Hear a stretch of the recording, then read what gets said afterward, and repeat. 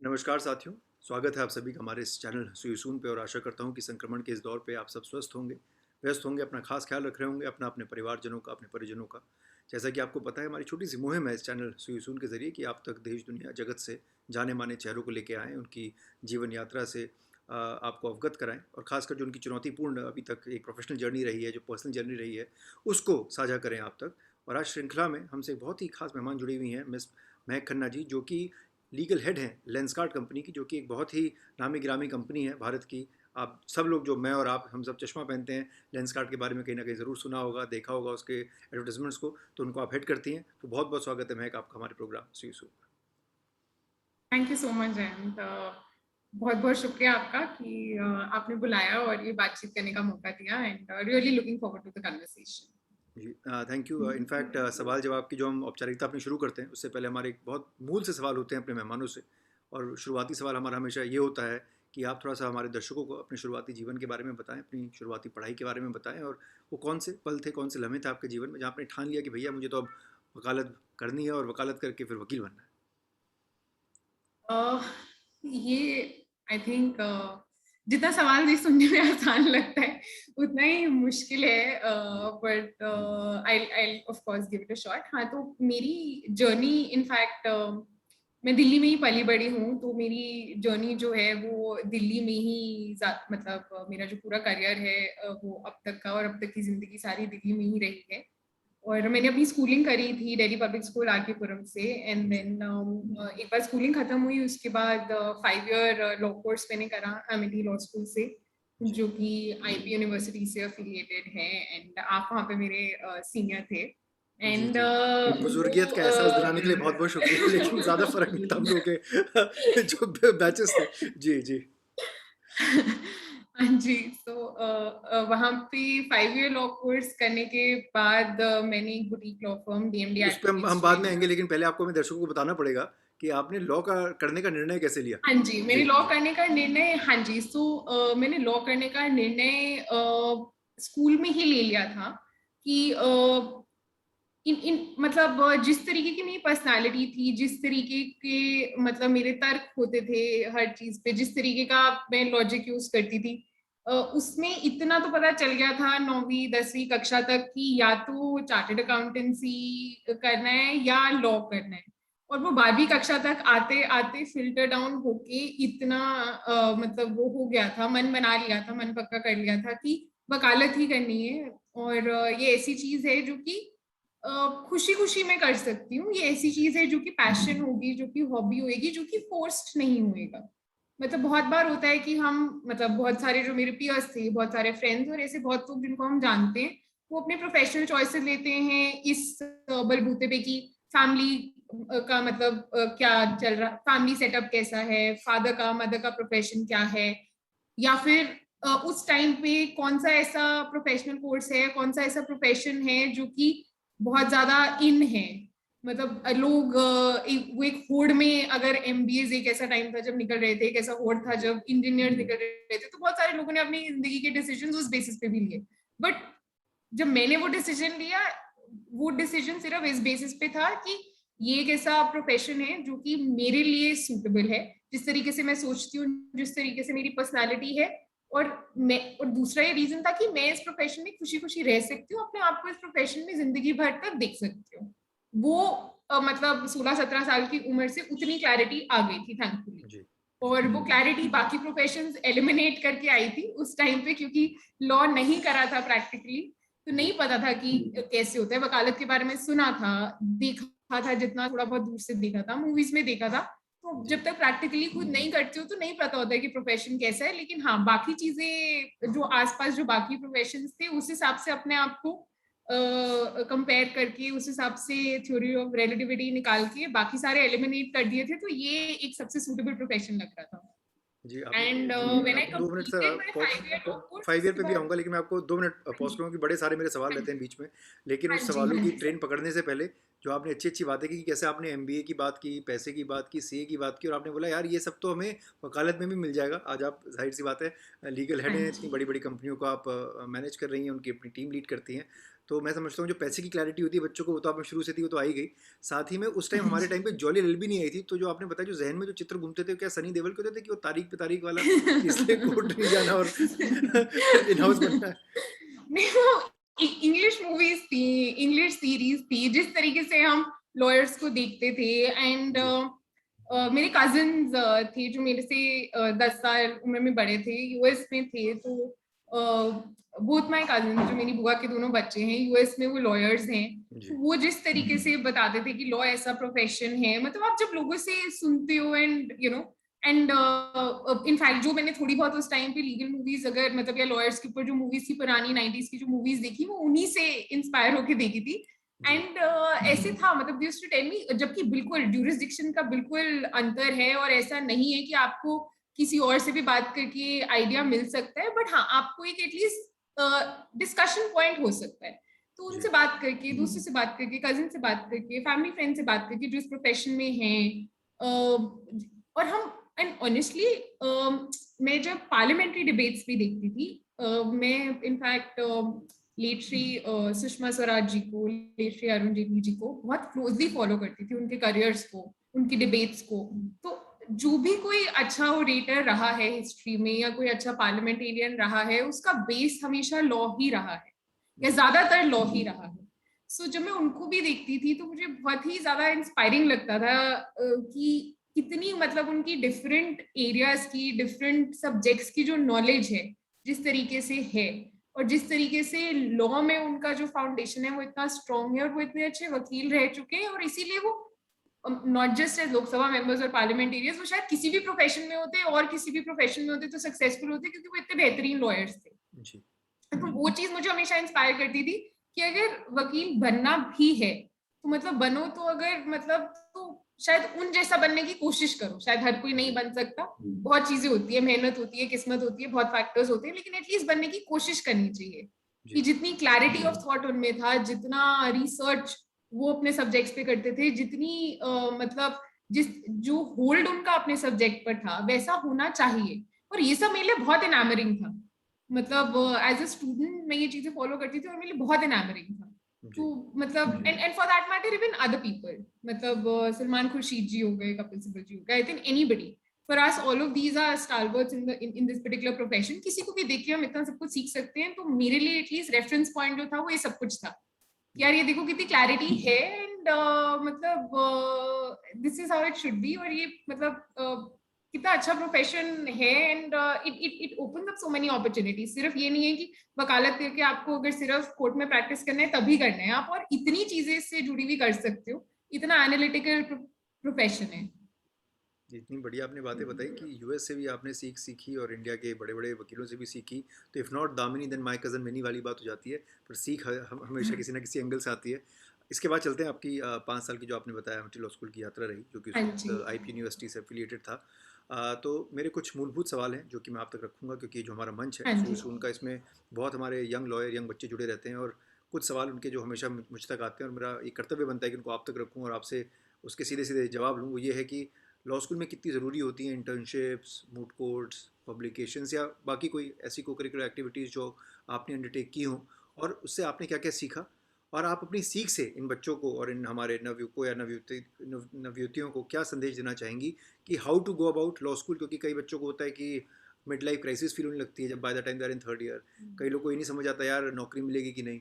कई लोग को ये क्लैरिटी नहीं होती कि लिटिगेशन करें, कि इन हाउस में जाएं, कि लॉ फर्म करें या पॉलिसी करें। आजकल तो बहुत सारी चॉइसेस भी हो गई हैं, और कई लोग यूएन भी ज्वाइन करना चाहते हैं, तो चॉइसेस काफ़ी सारी हैं। तो आपका, मैं as a young lawyer taking you back to your law school days, उसका मैं एक तो आपका पर्सपेक्टिव जानना चाहता हूँ, और उस पर्सपेक्टिव को लेके फिर आपका ओपिनियन जानना चाहता हूँ हमारे यूथ के लिए। हाँ जी। तो इनफैक्ट मैं पहले तो सबसे पहले ये बोलना चाहूंगी कि मैं बनना चाहती थी स्कूल से लॉयर, बट लॉ स्कूल में वो निर्णय हाँ और ज्यादा पक्का हुआ, लेकिन बीच में डगमगाया भी। ये जी। बहुत ही नॉर्मल सी चीज होती है, जो कि शायद हर स्टूडेंट के साथ होती है, क्योंकि आपको किसी भी प्रोफेशन के साथ नहीं पता है। आई एम श्योर ये सिर्फ लीगल प्रोफेशन नहीं है, कोई भी ऐसे प्रोफेशन जिसमें प्रैक्टिकल एक्सपीरियंस की बहुत ज्यादा रिक्वायरमेंट होती है, कोई भी ऐसा, अब वो एमबीबीएस भी हो सकता है, जी। वो कोई टेक्निकल प्रोफेशन भी हो सकता है। सो इट ये हुआ था कि हाँ ठीक है, डिसाइड कर लिया था स्कूल से कि चलो वकालत तो करनी है, वकील तो बनना है। अब ये नहीं पता था कि वो 5 साल का सफर लॉ स्कूल में कैसे होएगा। वो 5 साल का सफर रोलर कोस्टर राइड था। डगमगाए भी और ज्यादा निश्चय पक्का भी हो गया, लेकिन ये जो जर्नी थी उसमें ये जरूर रियलाइज करा कि सब कुछ इम्पोर्टेंट है, सब कुछ एक्सपीरियंस करना चाहिए, क्योंकि आगे जाकर जिंदगी में जब डिसाइड करना होता है कि करियर में क्या चॉइस लेनी है, जैसे आपने कहा कि लॉ फर्म में करना है काम, या for that matter in house जाना है, या क्या करना है, यूएन में करना है, किसी इंटरनेशनल ऑर्गेनाइजेशन को ज्वाइन करना है, ये सारे डिसीजंस लेने के लिए बहुत इंपॉर्टेंट है कि फाउंडेशन स्ट्रॉन्ग हो। तो वो जो 5 साल थे उसमें एटलीस्ट पर्सनली मैं अपने एक्सपीरियंस से बता सकती हूँ कि मैंने सब कुछ करा। मैंने मूव कोर्ट में भी पार्ट लिया, डिबेट्स में भी पार्ट लिया, आर्टिकल्स भी लिखे, पब्लिकेशंस भी करी। ज्यादातर मेरा एम्फेसिस आर्टिकल्स और पब्लिकेशंस में होता था कंपेयर टू मूव कोर्ट्स। मैंने इंटर्नशिप्स भी बहुत करी, मतलब, और मैंने इंटर्नशिप्स हर तरीके की करी। मैंने नेशनल ह्यूमन राइट्स कमीशन में भी करी,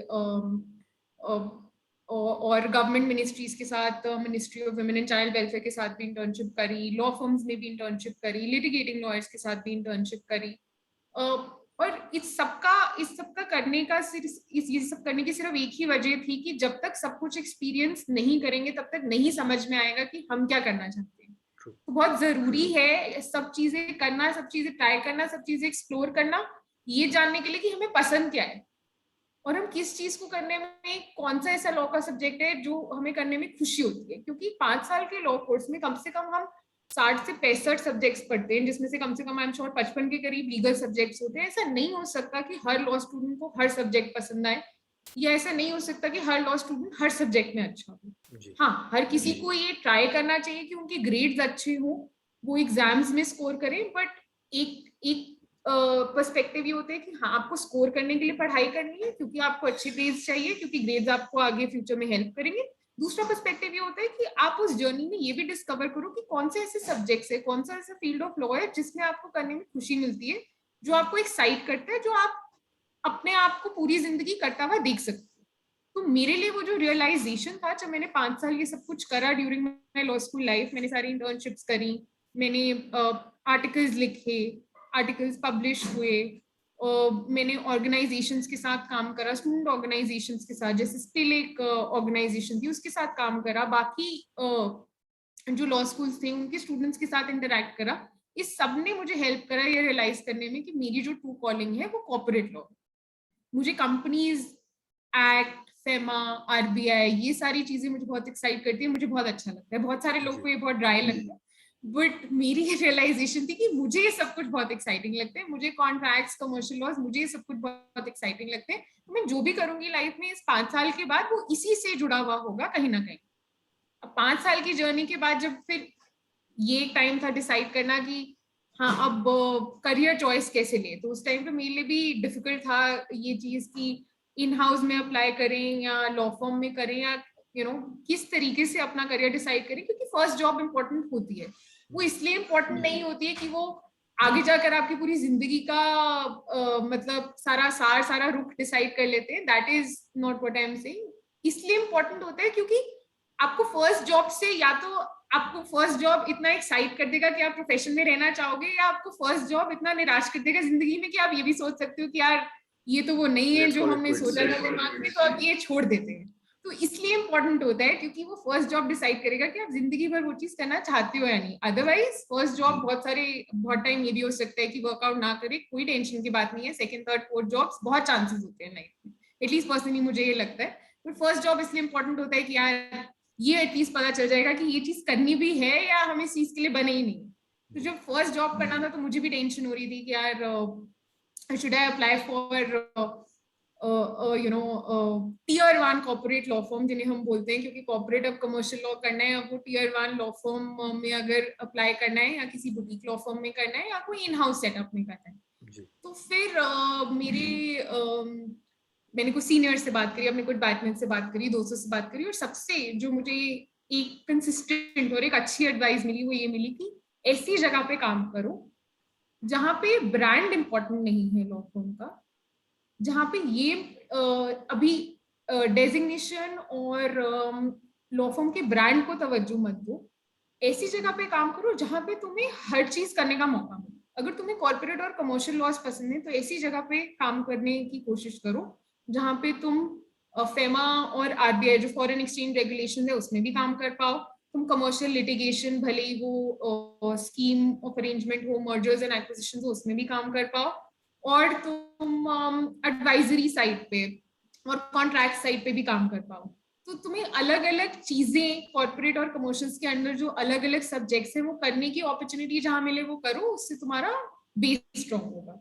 तो जी। फिर मैंने डीएमडी एडवोकेट्स में अप्लाई करा और वहां पे वैकेंसी थी और उन्होंने मुझे रख लिया and it was a good decision because वो एक बुटीक लॉ फर्म है, जी, लाइक उसमें मैं एनी थोड़ा-सा बुटीक लॉ एक आपको यहाँ पे फर्म। पॉज़ करना चाहूँगा कि आपने एकदम सही बात की कि फर्स्ट जॉब की जो एक्सपेक्टेशन होती है और जो स्ट्रेस होता है, दोनों बहुत ज़्यादा होती हैं क्योंकि आप एक नई दहलीज़ में कदम रख रहे हैं, प्रेशर बहुत है, एक फाइनेंशियल एक्सपेक्टेशंस होती हैं बच्चे की कि फैमिली सपोर्ट तो कर रही है लेकिन खुद भी अब आपको एक प्रोफ़ेशनल आपको करार कर दिया गया है, वकील बन गए हैं, आपने अपने आप कंट्रोल करा लिया, वो एक अलग खुशी होती है, ज़ाहिर-सी बात है। ये सवाल इसलिए भी महत्वपूर्ण है क्योंकि आपके करियर में आपने अभी आप अपनी शायद थर्ड करियर पाथ में इफ़ आई मे से सो और जब आपने डीएमडी को जो हमारे देश की बता दूं दर्शकों की बहुत प्रसिद्ध फर्म है जिसको इसका फुल फॉर्म है दत्त मेनन डनमोरसेट एडवोकेट्स उसको कहा जाता है क्योंकि there are three lady partners who spearhead the firm, उनके सरनेम्स पे ये फर्म आधारित है। और इनफैक्ट जब मेरे ख्याल से आपने ज्वाइन किया होगा उसी टाइम इंडिया में वो वोडाफोन टैक्स मैटर भी आएगा, उस पर मैं थोड़ा सा हाँ चर्चा में जी, बात करूंगा क्योंकि उसके बाद हाँ जी। Again DMD shot into a lot of fame also after that matter. तो पहला तो मेरा आपसे इस सवाल बच्चों को लेके है कि जब आजकल भी मैं बहुत सुनता हूँ खासकर क्योंकि हम पैंडमिक में जी रहे हैं, 1.5-2 साल से हमने देखा संक्रमण चल रहा है देश में, तो मेंटल हेल्थ की काफ़ी बातें हो रही हैं, स्ट्रेस की बहुत बात हो रही है, बच्चों को नौकरियाँ नहीं मिल पा रही हैं। You are now an employer, I am now an employer, so we know the reality of the market कि जगह कम है। तो मेरे 2-3 सवाल आपसे हैं। एक तो इन द पास्ट डेकेड और so we have all seen कि कितनी मशरूमिंग हो गई है लॉ स्कूल्स के हमारे देश भर में, चाहे वो नेशनल लॉ स्कूल्स हों चाहे वो प्राइवेट लॉ स्कूल हों। हमारे टाइम पे मेरे ख्याल से मुश्किल से 4 या 6 नेशनल स्कूल होंगे, प्राइवेट लॉ स्कूल भी गिनती के थे और कायदे की एजुकेशन दी जा रही थी। और किसी को अगर आप उस वक्त बोलें कि आप 5 ईयर लॉ करें तो लोगों को समझ नहीं आता था, बोलते अच्छा इंडिया में ऐसा भी शुरू हो गया, क्योंकि अभी तक थ्री ऐसे ही ईयर्स की होता है। जीरो मेंटेलिटी थी। और अब तो जो आपने एमबीए की बात की शुरुआत में, उससे थोड़ा सा इसको मैं चीज़ को ज्वाइन करूंगा कि वो जो सूट टाई लगा के चले गए बच्चे बेचारे नौकरी ढूंढने, बीटेक वाले जो हमारे देश में होते हैं जाते, कहीं ना कहीं मुझे लगता है वो हाल हमारा लॉ में भी अब हो रहा है। क्योंकि जो बच्चों को या उनके पेरेंट्स को एक जो पैम्फलेट या प्रोस्पेक्टस दिया जाता है एडमिशन के शुरू में, उसमें बड़े उनको सुनहरे सपने दिखाए जाते हैं कि ये फलाना पैकेज, ये फॉर्म है, वो फॉर्म है। पर कई कई बार शायद पूरा डिस्क्लोजर मैं मानता हूँ नहीं देते कॉलेजेस ऐसे, और वो ये कहते हैं कि जी हमारे एलुमनाई फलानी फलानी जगह है, अब वो है। तो उससे एक आर्टिफिशियल एक्सपेक्टेशन मैं समझता हूँ बिल्ड हो जाती है। And now because you're an employer, आप इंटर्न्स भी होंगे, आपके टीम में आपके एसोसिएट्स भी होंगे जो वकील होंगे, तो मैं थोड़ा सा एक आपका नज़रिया समझना चाहता हूँ कि what is your take. I know that BCI 2 years ago has put a stay on mushrooming of these random law school जो आ रहे थे। लेकिन आपको क्या लगता है, मतलब सिर्फ प्रॉब्लम प्राइवेट या नेशनल स्कूल की नहीं है, प्रॉब्लम मेरे ख्याल से सीट एक्सप्लोजन की भी हो गई है, क्योंकि जो मेरे बच्चे आते हैं इंटर्नशिप करने मेरे दफ्तर में या जो एसोसिएट भी होते हैं, आपके मेरे टाइम पे मेरे ख्याल से एक स्टैंडर्ड था कि सीटें 80 होंगी एक बैच में। आजकल वो 80 सीट का कॉन्सेप्ट तो शायद ना ही के बराबर है, क्योंकि औसतन देखा जाता है कि 300 से 500 बच्चे तक एक एक बैच में पढ़ रहे हैं, है ना। अब हम लोग इंजीनियर तो है नहीं कि पुल बना लें, एरोप्लेन बना लें और इतना एक मतलब आप साइंस का इजाद कर दे तो आप वकील बन जाएं। यहाँ अच्छे वकीलों की हमेशा ज़रूरत है मार्केट में, we need good lawyers. But demand and supply का मुझे लगता है एक थोड़ा सा काफ़ी एक डिसकनेक्ट मुझे कई बार लगता है। तो एक तो मैं आपका मत जानना चाहता हूँ इसमें कि because this eventually gives rise to stress and mental health मेरे हिसाब से। हाँ तो जी, उन बच्चों के लिए आपका क्या संदेश है, both from the point of view when you are a student and also from the हाँ पॉइंट ऑफ जी, view now that your an employer. तो इस पर मैं आपका पर्सपेक्टिव हाँ जानना जी। चाहता हूँ पहले जी। I think when I was a student, मतलब आपने बहुत सारे पॉइंट्स रेज करे एंड मतलब मैं कोशिश करूंगी कि मैं जी सब आराम कुछ से, कोई एड्रेस जल्दी नहीं। कर हाँ। सकूं और जब मैं स्टूडेंट थी, एज अ स्टूडेंट, हाँ मतलब आज से शायद 10-12 साल पहले नेशनल लॉ स्कूल्स कम थे, आपने सही बोला, प्राइवेट लॉ स्कूल्स कम थे और वो कम थे और शायद लॉ फर्म्स भी जो थी शायद वो भी इतनी नहीं थी तब। जी। अम, तब भी स्ट्रेस था और तब शायद ये भी होता था कहीं ना कहीं किसी ना किसी लेवल पे कि नेशनल लॉ स्कूल के जो स्टूडेंट्स हैं उनको तब प्रेफरेंस दिया जाता था। जी।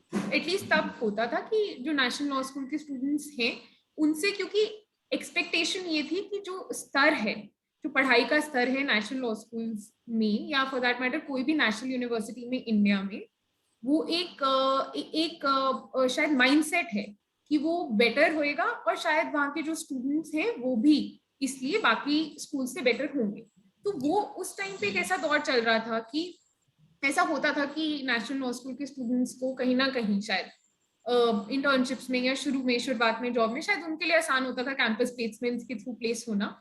But having said that I don't think in the long run it makes any difference. तो मैं अपने एक्सपीरियंस से जो हमारे दर्शक हैं, जो यंग बच्चे हैं, उनको यही बोलना चाहूंगी कि अगर कभी आपको ऐसा लगे कि आप प्राइवेट लॉ स्कूल से हैं तो वो आपके ऊपर एडेड प्रेशर है, आप अपने ऊपर प्रेशर मत लीजिए। ये हो सकता है कि शुरू में आपके लिए ब्रेक इन करना थोड़ा मुश्किल हो, वो बहुत सारे फैक्टर्स की वजह से हो सकता है। वो इसलिए भी हो सकता है क्योंकि शायद किसी और कॉलेज के स्टूडेंट को कोई प्रेफरेंस मिल रहा है, वो इसलिए भी हो सकता है क्योंकि शायद आप फर्स्ट जनरेशन लॉयर है, वो शायद इसलिए भी हो सकता है क्योंकि आपका जो रिज्यूमे है वो एक अलग तरीके से मतलब आपने उसमें कुछ चीजें डाली हैं जो कि शायद उस टाइम पे उस पर्टिकुलर जॉब के लिए आपको लगता है कि सही है, लेकिन शायद जो पढ़ रहा है, जो इवैल्यूएट कर रहा है, जो एम्प्लॉयर है, उसको लगता है कि शायद वो चीजें मतलब उन चीजों की रिक्वायरमेंट नहीं है और शायद आप उस पोजीशन के लिए सूटेबल नहीं हो। तो बहुत सारे फैक्टर्स हो सकते हैं, लेकिन उससे निराश नहीं होना है।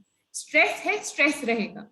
हमारे टाइम पे एज ए स्टूडेंट ये सारे स्ट्रेस फैक्टर्स थे and I am sure initially सबके लिए होते हैं। मतलब ऐसा होता है दौर बदल जाता है, बट जो प्रॉब्लम्स होती हैं वो शायद थोड़ी डिफरेंट हो जाती हैं, बट कंप्लीटली ऐसा नहीं है कि एलिमिनेट हो जाती है।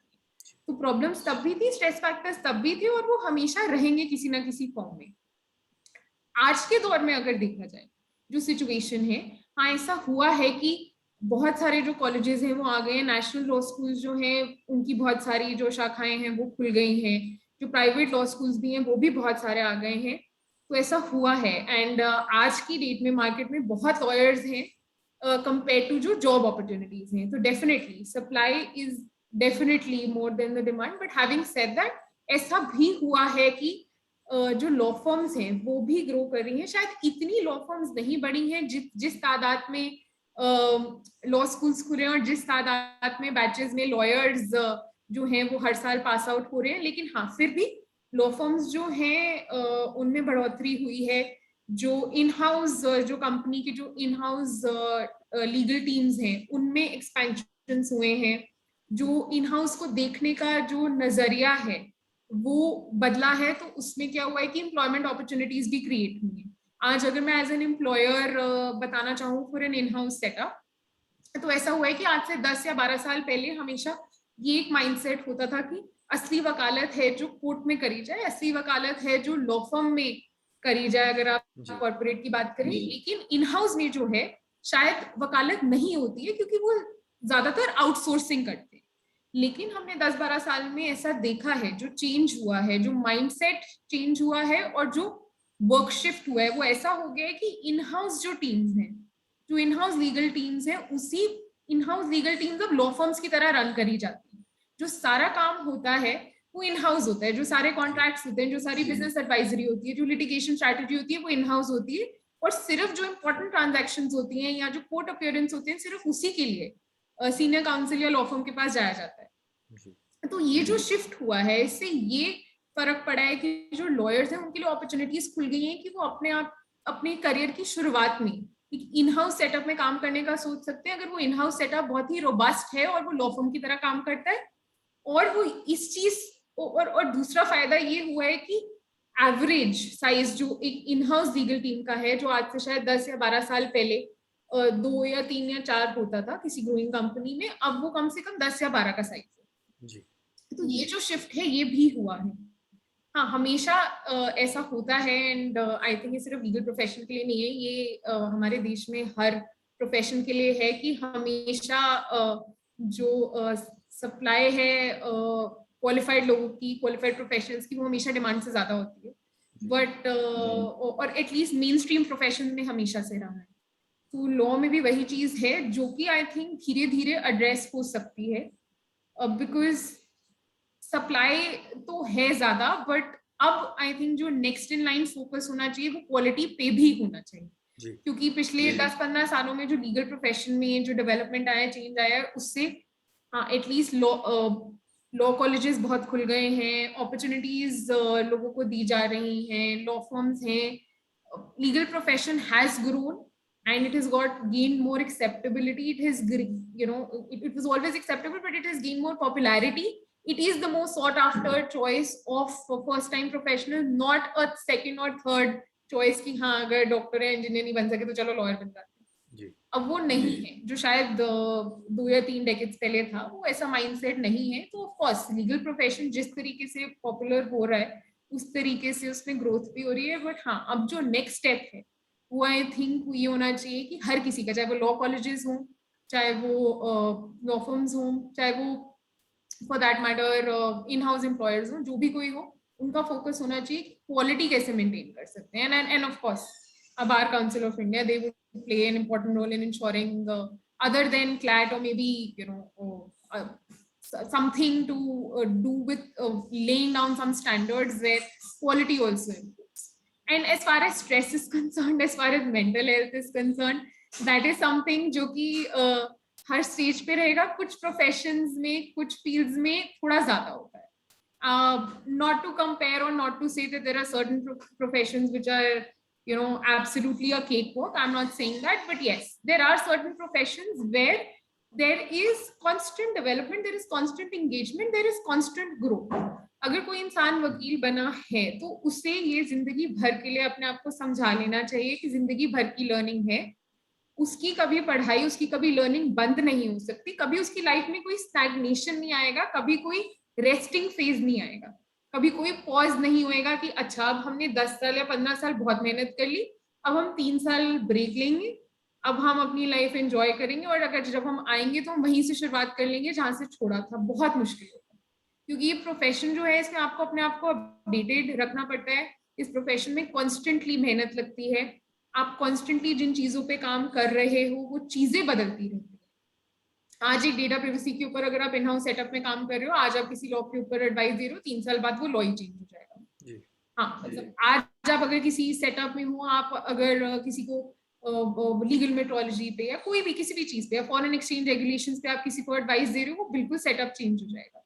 पॉलिटिकल लैंडस्केप जिस तरीके का है, गवर्नमेंटल लैंडस्केप और जो एक ग्रोथ जो एक इकोनॉमी की होती है, ये सब फैक्टर्स होते हैं जो कि लीगल सेटअप को गवर्न करते हैं। And for a developing economy like India, there is no way that can ever be a situation जहां पे हम बोले कि हाँ अब ये लॉज अपने बेस्ट स्टैंडर्ड पे पहुंच गए हैं और जो है अब यही लीगल सिस्टम है, ये सबसे ज्यादा डेवलप है, अब हमें सब आ गया है तो अब हमारा स्ट्रेस नहीं होएगा। That situation will not come, at least I don't see that situation coming in this profession और in this country for that matter.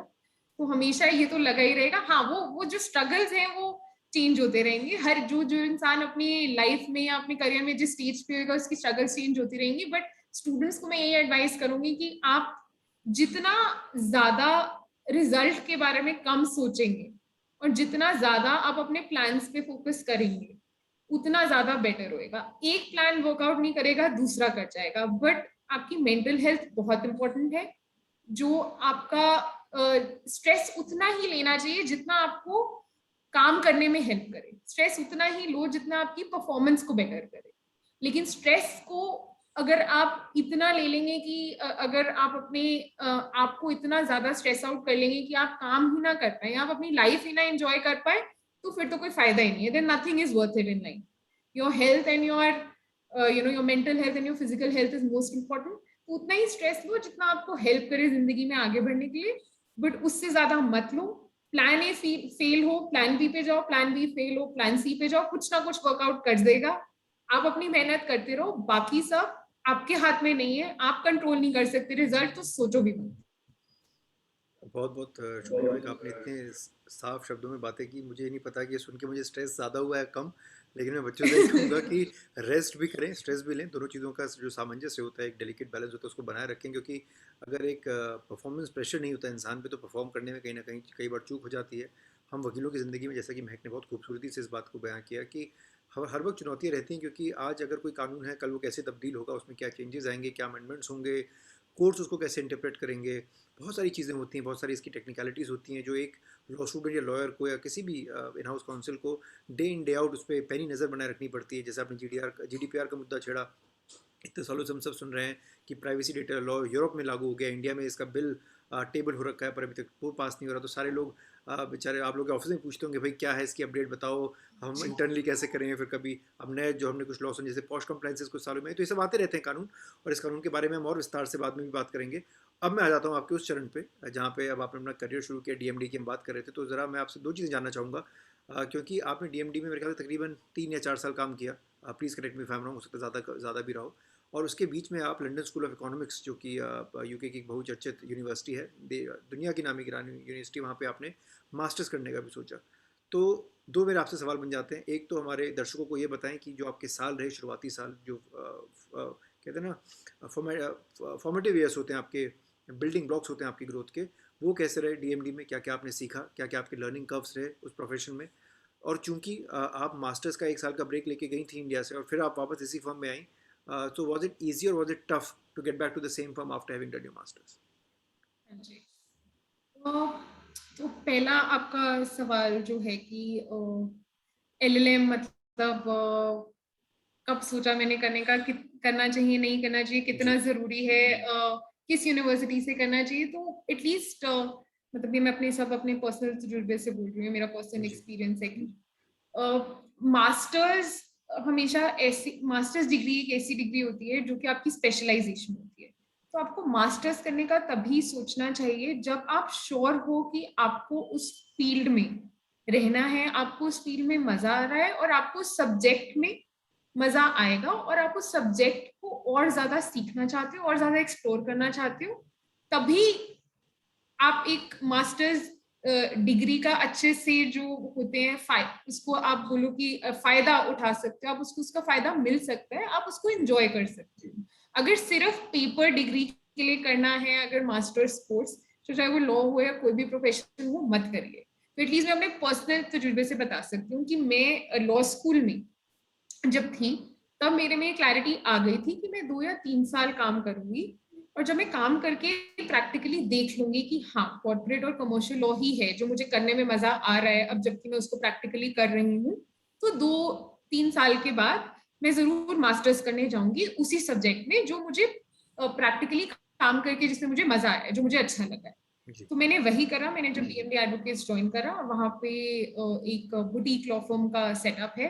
उसका बस ये मतलब है कि वहां पे ऐसे कोई स्पेसिफिक रिजिड टीम सेटअप नहीं है। तो आप वहां पे एज ए जूनियर आप एक रेगुलेटरी पार्टनर के साथ भी काम कर सकते हैं, आप ट्रांजैक्शन पार्टनर के साथ भी काम कर सकते हैं, आप एडवाइजरी पार्टनर के साथ भी काम कर सकते हैं, आप लिटिगेशन पार्टनर के साथ भी काम कर सकते हैं और आप टैक्स पार्टनर के साथ भी काम कर सकते हैं। तो मैंने ये पूरा इसका फायदा उठाया और पहले 2-2.25 साल अपने करियर में मैंने सारे पार्टनर्स के साथ काम करा, सब तरीके का काम करा। और जब मुझ में ये क्लैरिटी और ये श्योरिटी आ गई कि हाँ भाई मुझे कॉर्पोरेट लॉ में ही अपनी स्पेशलाइजेशन करनी है, तब मैंने ये रिसर्च करनी शुरू करी कि मुझे कौन कौन से कॉलेजेस में अप्लाई करना है। एंड मैं जब कॉलेजेस में अप्लाई कर रही थी तो 2 क्राइटेरिया थे मेरे लिए जो इम्पोर्टेंट थे। पहला तो कॉर्पोरेट और कमर्शियल लॉज के जो कोर्सेज हैं वो किन किन कॉलेजेस में अच्छे हैं और किन किन कंट्रीज में ऐसा कॉर्पोरेट और कमर्शियल लॉ का सेटअप है जो कि इंडिया से मिलता जुलता है। क्योंकि मुझे इतनी क्लैरिटी थी कि मुझे इंडिया के बाहर प्रैक्टिस नहीं करना है, मुझे इंडिया में ही प्रैक्टिस करना है और मैं वापस इंडिया में आके ही काम करूंगी। तो मैं ऐसे किसी कंट्री में जाके कॉर्पोरेट और कमर्शियल लॉज नहीं पढ़ना चाहती थी जहाँ का जो लीगल सेटअप है वो बिल्कुल ही इंडिया से अलग। सो ये 2 मेरे क्राइटेरियाज थे। इस क्राइटेरिया पे कम से कम 10 ऐसे लॉ स्कूल्स थे जो कि मैंने LLM के लिए शॉर्टलिस्ट करे थे। मेरे पास 2 ऑप्शंस थी जब मैंने ये शॉर्टलिस्ट करा। यूके में थे लंदन स्कूल ऑफ इकोनॉमिक्स था, किंग्स कॉलेज था, UCL था, एंड उस टाइम पे कैम्ब्रिज में एक कॉर्पोरेट लॉ का कोर्स था, आई थिंक कॉर्पोरेट गवर्नेंस का कोर्स था। ऑक्सफोर्ड में तब कोई स्पेशलाइजेशन कॉर्पोरेट लॉ का नहीं था, बाद में उन्होंने MFA स्टार्ट करा था, पहले नहीं था। एंड US में जो थे मैंने आईवी लीग कॉलेजेस पे जब रिसर्च करा तो उसमें NYU, कोलंबिया, 3-4 कॉलेजेस थे जिनमें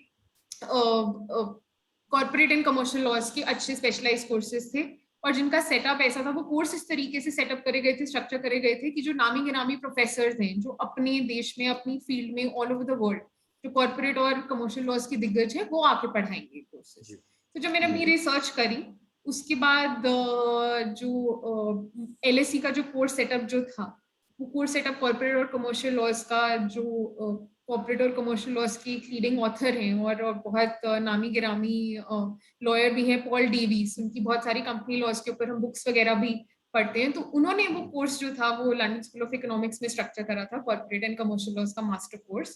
तो वो जो कोर्स था उसके ऐसे सब्जेक्ट्स थे और उसके टॉपिक्स ऐसे थे जो कि जिसमें मैं मास्टर्स करना चाहती थी, जिसमें मैं स्पेशलाइज करना चाहती थी। और यूके का जो सिस्टम है, as we all know, because Commonwealth का एंड इंक्लूडिंग इंडिया का जो लीगल सिस्टम है वो यूके से ही लिया गया है, बिकॉज वो रूलिंग अस। इसलिए जो कॉर्पोरेट और कमर्शियल लॉज का जो सिस्टम है, जो कंपनीज एक्ट है, जो उनके लॉज हैं, they are the closest to India. So जब मैंने सब कुछ एनालाइज करा तब मैंने ये रियलाइज करा that London School of economics का जो स्पेशलाइजेशन है वो कॉर्पोरेट एंड कमर्शियल लॉज, ये सबसे ज्यादा एप्ट होगा मेरे लिए। But having said that I did not want to close out on other options. तो जो मैंने 10 यूनिवर्सिटीज शॉर्टलिस्ट करी थी उसमें मैंने अप्लाई करना शुरू करा। और by that time, because I had worked for 2.5 years, तो क्लैरिटी आ गई थी। तो जो स्टेटमेंट ऑफ पर्पस लिखना होता है, जिन दर्शकों को नहीं पता है कि क्या ड्रिल होता है LLM का, तो आपको LLM के लिए सबसे ज्यादा जो इम्पोर्टेंट डॉक्यूमेंटेशन होता है आपका एप्लीकेशन और आपके रेफरेंसेस छोड़ के, वो आपका एक इम्पोर्टेंट डॉक्यूमेंट होता है स्टेटमेंट ऑफ पर्पस, जिसमें आप अपना पर्पस लिखते हो कि अब तक आपके करियर में आपने क्या करा है और ये स्पेशलाइजेशन और ये मास्टर्स आप क्यों करना चाहते हो और ये LLM आपको कैसे हेल्प करेगा।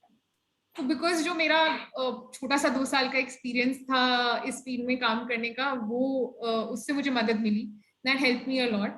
मैंने अपनी SOP बना के अप्लाई करा कॉलेजेस में and I got a call from Columbia, NYU, King's, LSE, Berkeley, Boston, काफी सारी यूनिवर्सिटीज से कॉल आया। बट एज आई सेड, क्योंकि मुझे अप्लाई करने से पहले ही मेरा थोड़ा जो था, मतलब मेरा my how do I put it, my loyalties were lying towards LSE, मन बना because लिया था आपने, जी।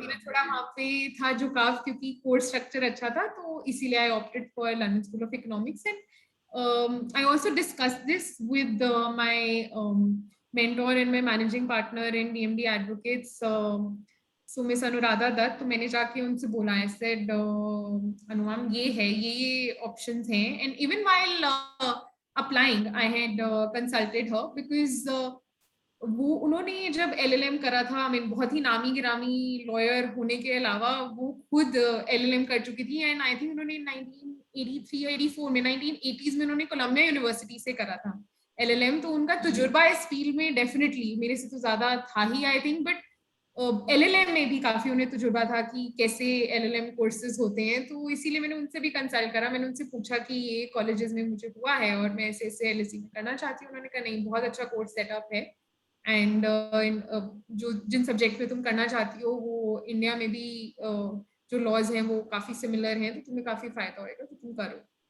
तो I consulted and it turned out to be a good decision. But yes, personally मैं ये चीज बताना चाहूंगी कि फाइनेंशियल कंसिडरेशन बहुत इंपॉर्टेंट होता है जब आप LLM करने जा रहे हैं। फाइनेंशियल कंसिडरेशन 3 तरीके से काम करता है। पहला तो कि आप 1 साल का ब्रेक लेंगे, क्योंकि इंटरनेशनल LLM 1 साल का है, तो वो 1 साल का आप अपनी जो सैलरी है, you lose out on the salary, it's an opportunity cost.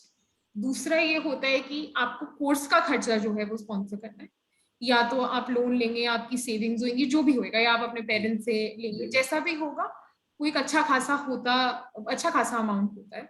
And मतलब UK या US में 30 लाख प्लस का अमाउंट होता है 1 साल के कोर्स का। तीसरा जो फैक्टर होता है वो ये होता है कि जब आप आओगे, आपने 1 साल का ब्रेक लिया है, तो आपको जब आप अपनी नेक्स्ट जॉब ढूंढोगे LLM करने के बाद, तो बहुत सारी ऑर्गेनाइजेशंस और बहुत सारी लॉ फर्म जो आपने LLM कोर्स करा है उसको डिस्काउंट करते हैं। That is not counted as your work experience. जो PQE बोलते हैं, पोस्ट क्वालिफिकेशन एक्सपीरियंस, उसमें LLM काउंट नहीं होता है, तो वो आपका 1 साल डिस्काउंट हो जाता है and you are considered to be out of the month. तो बहुत सारी जगहों पे जब आप LLM के बाद अप्लाई करते हैं तो जरूरी नहीं है कि आपको रेडली रिस्पॉन्स मिले, और अगर मिलेगा भी तो आपका जो भी वर्क एक्सपीरियंस होएगा उस टाइम तक, उसमें से 1 साल LLM का डिस्काउंट हो जाएगा। तो ये 3 फैक्टर्स होते हैं जो आपको ध्यान में रखने चाहिए डिसीजन लेने से पहले। पर्सनली मेरा, जब मैं ये चॉइस कर रही थी तो मेरा ये माइंडसेट था, और शायद आज भी है, कि मैं बहुत क्लियर थी कि मुझे ये मास्टर्स कोर्स करना है, ये मास्टर्स कोर्स मुझे हेल्प करेगा, और मेरे लिए ये सही टाइम है करियर में करने के लिए, क्योंकि मैं 2 साल काम कर चुकी हूँ और मुझे पता है कि मुझे इसी फील्ड में रहना है, तो ये कोर्स मुझे अभी कर लेना चाहिए। तो इसीलिए अगर मुझे उसके लिए लोन भी लेना पड़ा या सेविंग्स भी यूज करनी पड़ी, I was prepare to do. लेकिन मुझे उसके जो जो मैंने अभी बताया जिस तरीके का कि कॉस्ट इन्वॉल्व होता है और जो अपॉर्चुनिटी कॉस्ट होता है, I was mindful of that, मुझे उसके रेपोकशंस पता थे, and it was an informed decision that I took, then I want to do it at this stage of my career because this is going to help me, and it might not help me in giving a return on investment. ऐसा नहीं होएगा कि मैं वापस आऊंगी LLM से और मेरे लिए कोई जॉब तैयार होएगी जो कि मुझे 1x या 2x सैलरी ऑफर करेंगे, वो पर्पस नहीं था। लेकिन ये जरूर था कि हाँ, ओवरऑल ग्रोथ में और करियर में हेल्प करेगा। ये जरूर होएगा कि आज से 10 साल बाद, 20 साल बाद, 30 साल बाद जब मैं अपने करियर पे रिफ्लेक्ट करूंगी, या जब कोई और मेरा करियर एनालाइज करेगा, तो ये हर किसी के लिए एक इम्पॉर्टेंट पॉइंट होगा कि एक जो मास्टर्स होता है वो आपकी जर्नी में रिफ्लेक्ट करता है, and that is something that will always stay with you. So I was clear about it, but having said that, it's a personal call. बहुत सारी कॉस्ट इन्वॉल्व होती है, फाइनेंशियल कंसिडरेशन इन्वॉल्व होता है, तो ये इंडिविजुअल टू इंडिविजुअल डिपेंड करता है, ये आपके ऊपर है, आपके ऊपर निर्भर है कि आप ये चीज करना चाहते हो या नहीं। और अगर फाइनेंशियली अगर कोई इंसान ऐसी पोजीशन में है, if you are not in a financially sound position, या कोई ऐसे पैसे की दिक्कत है, तो कोई बात नहीं। आप अगर आपको ये कोर्स करना है तो आप 6 साल 8 साल बाद जॉब करने के बाद कर सकते हो, आप अपनी सेविंग्स इतनी अक्यूमुलेट कर सकते हो कि आप करो, या आप स्कॉलरशिप्स के लिए ट्राई कर सकते हो। बहुत सारी यूनिवर्सिटीज हैं लंदन और यूएस में जो कि स्कॉलरशिप्स भी देती हैं। शायद हो सकता है कि रिसेशन का टाइम हो या पैंडेमिक का टाइम हो तो ना मिले स्कॉलरशिप, बट अदरवाइज स्कॉलरशिप्स होती हैं, एम्बेसीज होती हैं जो कि जिनके प्रोग्राम्स होते हैं, जैसे शेवनिंग स्कॉलरशिप है, ब्रिटिश एम्बेसी का है, वो स्कॉलरशिप्स होती हैं। टाटा है जो कि स्कॉलरशिप देता है। There are other organisations also, you can try for scholarships, but yes, or you can choose not to do it. You can choose to do an LLM from India. That is also an option. Or for that matter, you can opt for an executive LLM. So there are a lot of universities, जैसे Jindal global law school है, there are other universities also that have started this executive LLM course. You can opt for that also. It's entirely on a person's personal choice. जी, आपने बड़ी अच्छी बात बताई Mahak. Before I jump on to your DMD journey, इतने आपने अच्छे bifurcation दी कि क्योंकि महंगा खर्चा है, तकरीबन कुछ नहीं तो कम से कम आप मान के चलिए कि 20-30 लाख रुपए आपको एज ए कॉर्पस रखने पड़ते हैं, और गारंटी कुछ नहीं है। इट्स लाइक कहते हैं ना, म्यूचुअल फंड्स है सब्जेक्ट टू मार्केट रिस्क वाला हाल है कि लॉन्ग टर्म में आप इन्वेस्ट ज़रूर कर रहे हैं, क्योंकि 10 years down the line, 20 years down the line, when you reflect on your achievements, on your laurels, on your degree, hard and degree I would say, तो आपको लगता है हाँ यार, मतलब it was worth it, yes definitely. लेकिन कई बार ऐसा खामियाजा भी भुगतना पड़ता है। हम लोग देखा है हमारे अपने सर्कल में भी कि कई बार बहुत बच्चे एजुकेशन लोन लेके गए, जॉब नहीं मिली, मार्केट क्रैश हो जाती है, कई बार जॉब अवेलेबिलिटी नहीं होती है, कंपटीशन बहुत रहता है मार्केट में, तो उसको आप हमेशा देखें। और एक जो छोटा सा सवाल before we progress to your DMD journey, जो बच्चे पूछ लेते हैं कि सर इसमें जो ये बात तो आपने एकदम डिस्पेल कर दिया इस मिथ को कि भाई जॉब गारंटी नहीं है, तो आप ये ना सोचें कि आपने कहीं से मास्टर्स किया, टॉप यूनिवर्सिटी वर्ल्ड की, कि आपके लिए मास्टर्स का वेट कर रहा है, तो कोई नहीं कर रहा, क्योंकि एक साल आप अपने आप को पंडित ज़रूर समझ लेंगे, पर मार्केट कहती है पंडित आप ज़रूर हैं लेकिन हम आपको डिस्काउंट करें क्योंकि आपने काम नहीं सीखा, आपने पढ़ाई की। तो एक तो ये भेदभाव आ जाता है। दूसरा, ये ऐसा होता है क्या कि अगर आप बाहर मास्टर्स करें, स्पेशली क्योंकि आपके केस में आपने वर्क एक्सपीरियंस ले लिया था, फिर आप गई थी, तो क्या जब आपको वही जॉब वापस मिलता है तो उसमें कुछ पे रेज की गुंजाइश होती है, ऐसा कुछ होता है या नहीं, जो इंडिया स्टैंडर्ड में जो मार्केट है वही पे मिलेगी? ये जो सिचुएशन है जॉब मार्केट की एलएलएम करने के बाद, ये बहुत फैक्टर्स पे डिपेंडेंट होती है। एज यू राइटली सेड, एक तो ये होता है कि उस टाइम पे इकोनॉमी कैसी चल रही है, सिचुएशन क्या है। हाँ, मतलब अगर कोई 2009 में एलएलएम करके आया था, अनफॉर्चुनेटली बहुत ही बुरा टाइम था, वॉल स्ट्रीट क्रैश हो चुका था,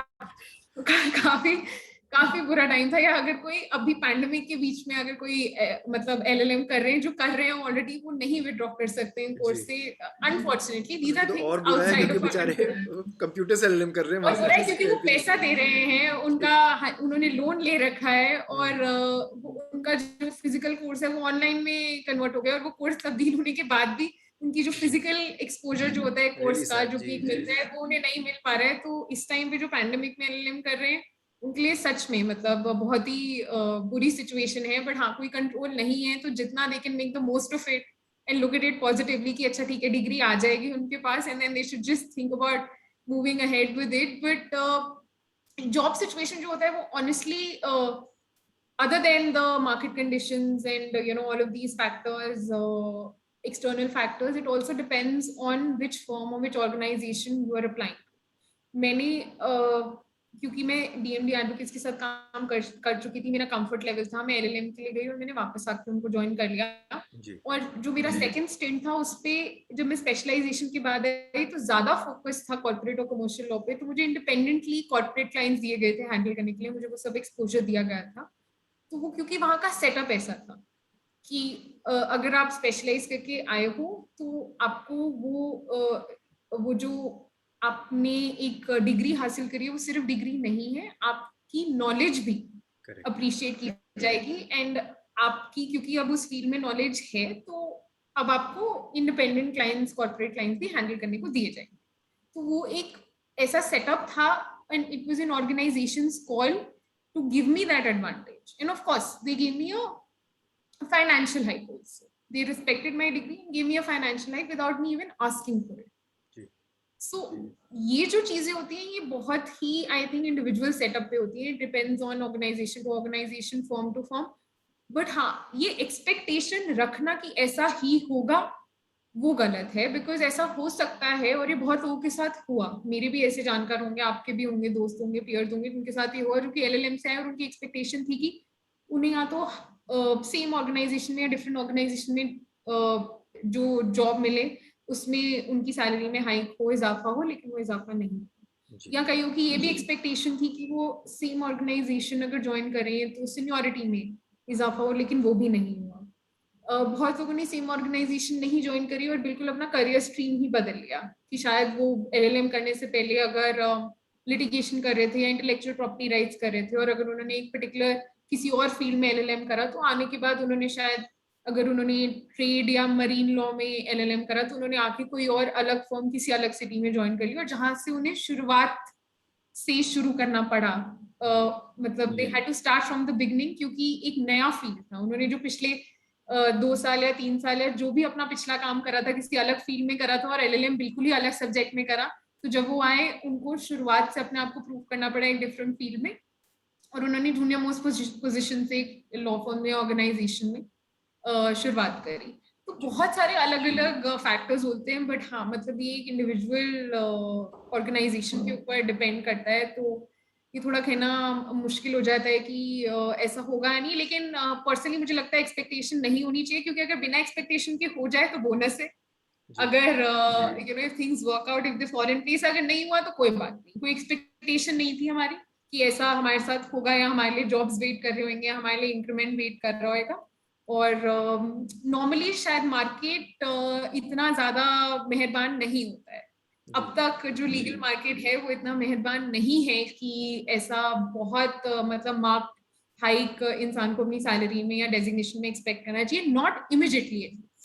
हाँ, ऐसा हो सकता है कि आप एलएलएम करके आए और आप 2, 3, 4, 5 साल कहीं और काम करें और फिर उसके बाद जब आप इवेंचुअली एक मेजर करियर मूव लें अपने किसी माइलस्टोन ईयर्स की एक्सपीरियंस के बाद, maybe in your 10th year या 15th ईयर या 20th year, then all of this in totality might make a lot of difference। क्योंकि आपने कहाँ से एलएलएम करा है और आपने किस तरीके से अपने करियर चॉइसेस आपने करे हैं at the beginning of your career, उस टाइम पे पता नहीं चलता है इनिशियली जब हम सब ये चॉइसेस कर रहे होते हैं कि इसका क्या फायदा होगा या क्या नुकसान होएगा। एंड आई थिंक ऑनेस्टली बिना एक्सपेक्टेशन, बिना रिग्रेट्स के करना चाहिए। बट हाँ, अगर कोई भी चीज हमने अगर बिल्कुल सिंसेरिटी के साथ करी है, स्पेशली अगर एलएलएम हमने पढ़ाई अच्छे से करी है, सिंसेरिटी के साथ करी है, अच्छे ग्रेड्स मिले हैं, हमने उसके बाद आके जो भी अपॉर्चुनिटी मिली है we made the best of that opportunity, जहां भी जॉब मिली है अगर सब कुछ सही तरीके से करा है तो इवेंचुअली आज नहीं तो कल उसका फल मिल ही जाएगा। हो सकता है 10 साल बाद मिले, हो सकता है 15 साल बाद मिले, लेकिन eventually things will fall in place. So this is what my advice would be to the youngsters that I mean it's easier said than done, but we've been in that position. That is why we can talk with that experience and that जी confidence that जी it's okay. Things might not go as you planned. So don't expect after LLM that there would be a job waiting for you or there would be a hike waiting for you. But eventually, after a few years, it will all work out. It will fall in place. It's a very reassuring thing to tell all the audience specially पहले तो आप ये ना सोचें कि आप universe के केंद्र हैं। ये बहुत लोगों को गलतफहमी हो जाती है अपने बारे में, तो ये ना रखें। दूसरा expectation, as people say, is the root cause of misery. तो ज़्यादा एक्सपेक्टेशन ना करें। होता है ठीक है, नहीं होता तो भी ठीक है। ये एक अप्रोच होनी चाहिए लाइफ में, जो आपने बड़ी सरलता से इसकी बात की। और जैसे कि वो हमारा श्लोक भी है जो कहते हैं ना कि कर्मण्येवाधिकारस्ते मा फलेषु कदाचन, मतलब कि कर्म करते रहिए और फल की चिंता ना कीजिए, क्योंकि कर्म प्रधान होना चाहिए इंसान को, मैं समझता हूँ। उसके लिए आप मेहनत कश बने, मेहनत करें अपना, and keep your head down and keep doing the work that you are suppose to do, and I am sure something is going to work out. होता है क्योंकि लाइफ बहुत लंबी है। लॉ की जो हमारी जो पूरी प्रैक्टिस है वो तो और भी लंबी है, लाइफ के साथ साथ ही चलती रहती है। तो हम लोग तो कहते हैं बुजुर्गी तक आते आते पीक पहुंचती है, ऐसा माना जाता है, क्योंकि यंग लॉयर्स के साथ तो हमेशा स्ट्रगल ही होते हैं। तो मैं और इसके शायद बाद सही जी बात भी है। नहीं, आपने हाँ बहुत अच्छी बात एब्सोल्युटली बोली। इनफैक्ट हमारे दर्शकों के लिए law is a slow growing profession. शायद ये बहुत जरूरी है हमारे यंगस्टर्स के लिए और जो जी हमारे दर्शक हैं उनके लिए ये समझना कि हर चीज इस प्रोफेशन में स्लो होती है। तो जो 4 साल का एक्सपीरियंस अगर आपका एज एन इंजीनियर है वर्सेस 4 साल का एक्सपीरियंस एज अ लॉयर, 4 साल का एक्सपीरियंस बहुत कम माना जाएगा इस प्रोफेशन में। जी इस साल मतलब एक लीगल प्रोफेशन में अगर आपके 10 साल कंप्लीट होते हैं एक्सपीरियंस में, तो माना जाता है कि चलो आप कहीं पहुंच गए, अब आप कहीं कुछ हाँ अपने करियर में ही आप ही कुछ बोल ही और शी सकते इज हो अ कि अब आप फ्रेशमैन और बात फ्रेश वुमन इन कर द प्रोफेशन। 10 साल मतलब हाँ हाँ अभी जी, शुरू कर रहा है करीब। अभी शुरू करें कि 10 साल कर लिए, चलो अब कुछ हो जाएगा इसका इस प्रोफेशन में, चलो ये कोई एक्सपीरियंस जी माना जाएगा, अभी यहाँ से शुरुआत कर सकता है। जी तो यही होता है कि बहुत ही स्लो ग्रोइंग प्रोफेशन है। इंसान जब तक इस, चाहे वो लॉ फर्म में हो, चाहे वो कोर्ट में प्रैक्टिस कर रहा हो, चाहे वो इन हाउस सेटअप में हो, जब तक वो जी 45 मतलब 50 साल 55 साल का होगा, जब तक उसके पास 25-30 साल का एक्सपीरियंस नहीं होगा, तब तक उसे इस प्रोफेशन में मतलब गुड़ी या शायद नहीं वो और दर्जा बालों की दिया जाता सफेदी है। भी साथ ही में।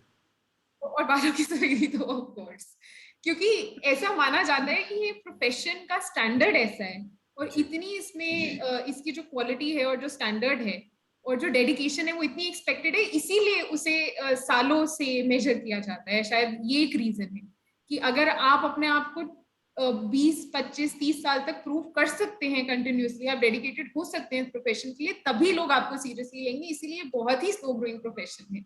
तो जी अगर आप 40 साल तक भी अपने आप को फिगर आउट कर रहे हैं, कोई प्रॉब्लम नहीं है, कोई बुरी बात नहीं है। आप अपने आप को, आपके पास बहुत टाइम है, आप अपने आप को अपनी चॉइसेस डिसाइड करने के लिए, अपना करियर पाथ फिगर आउट करने के लिए।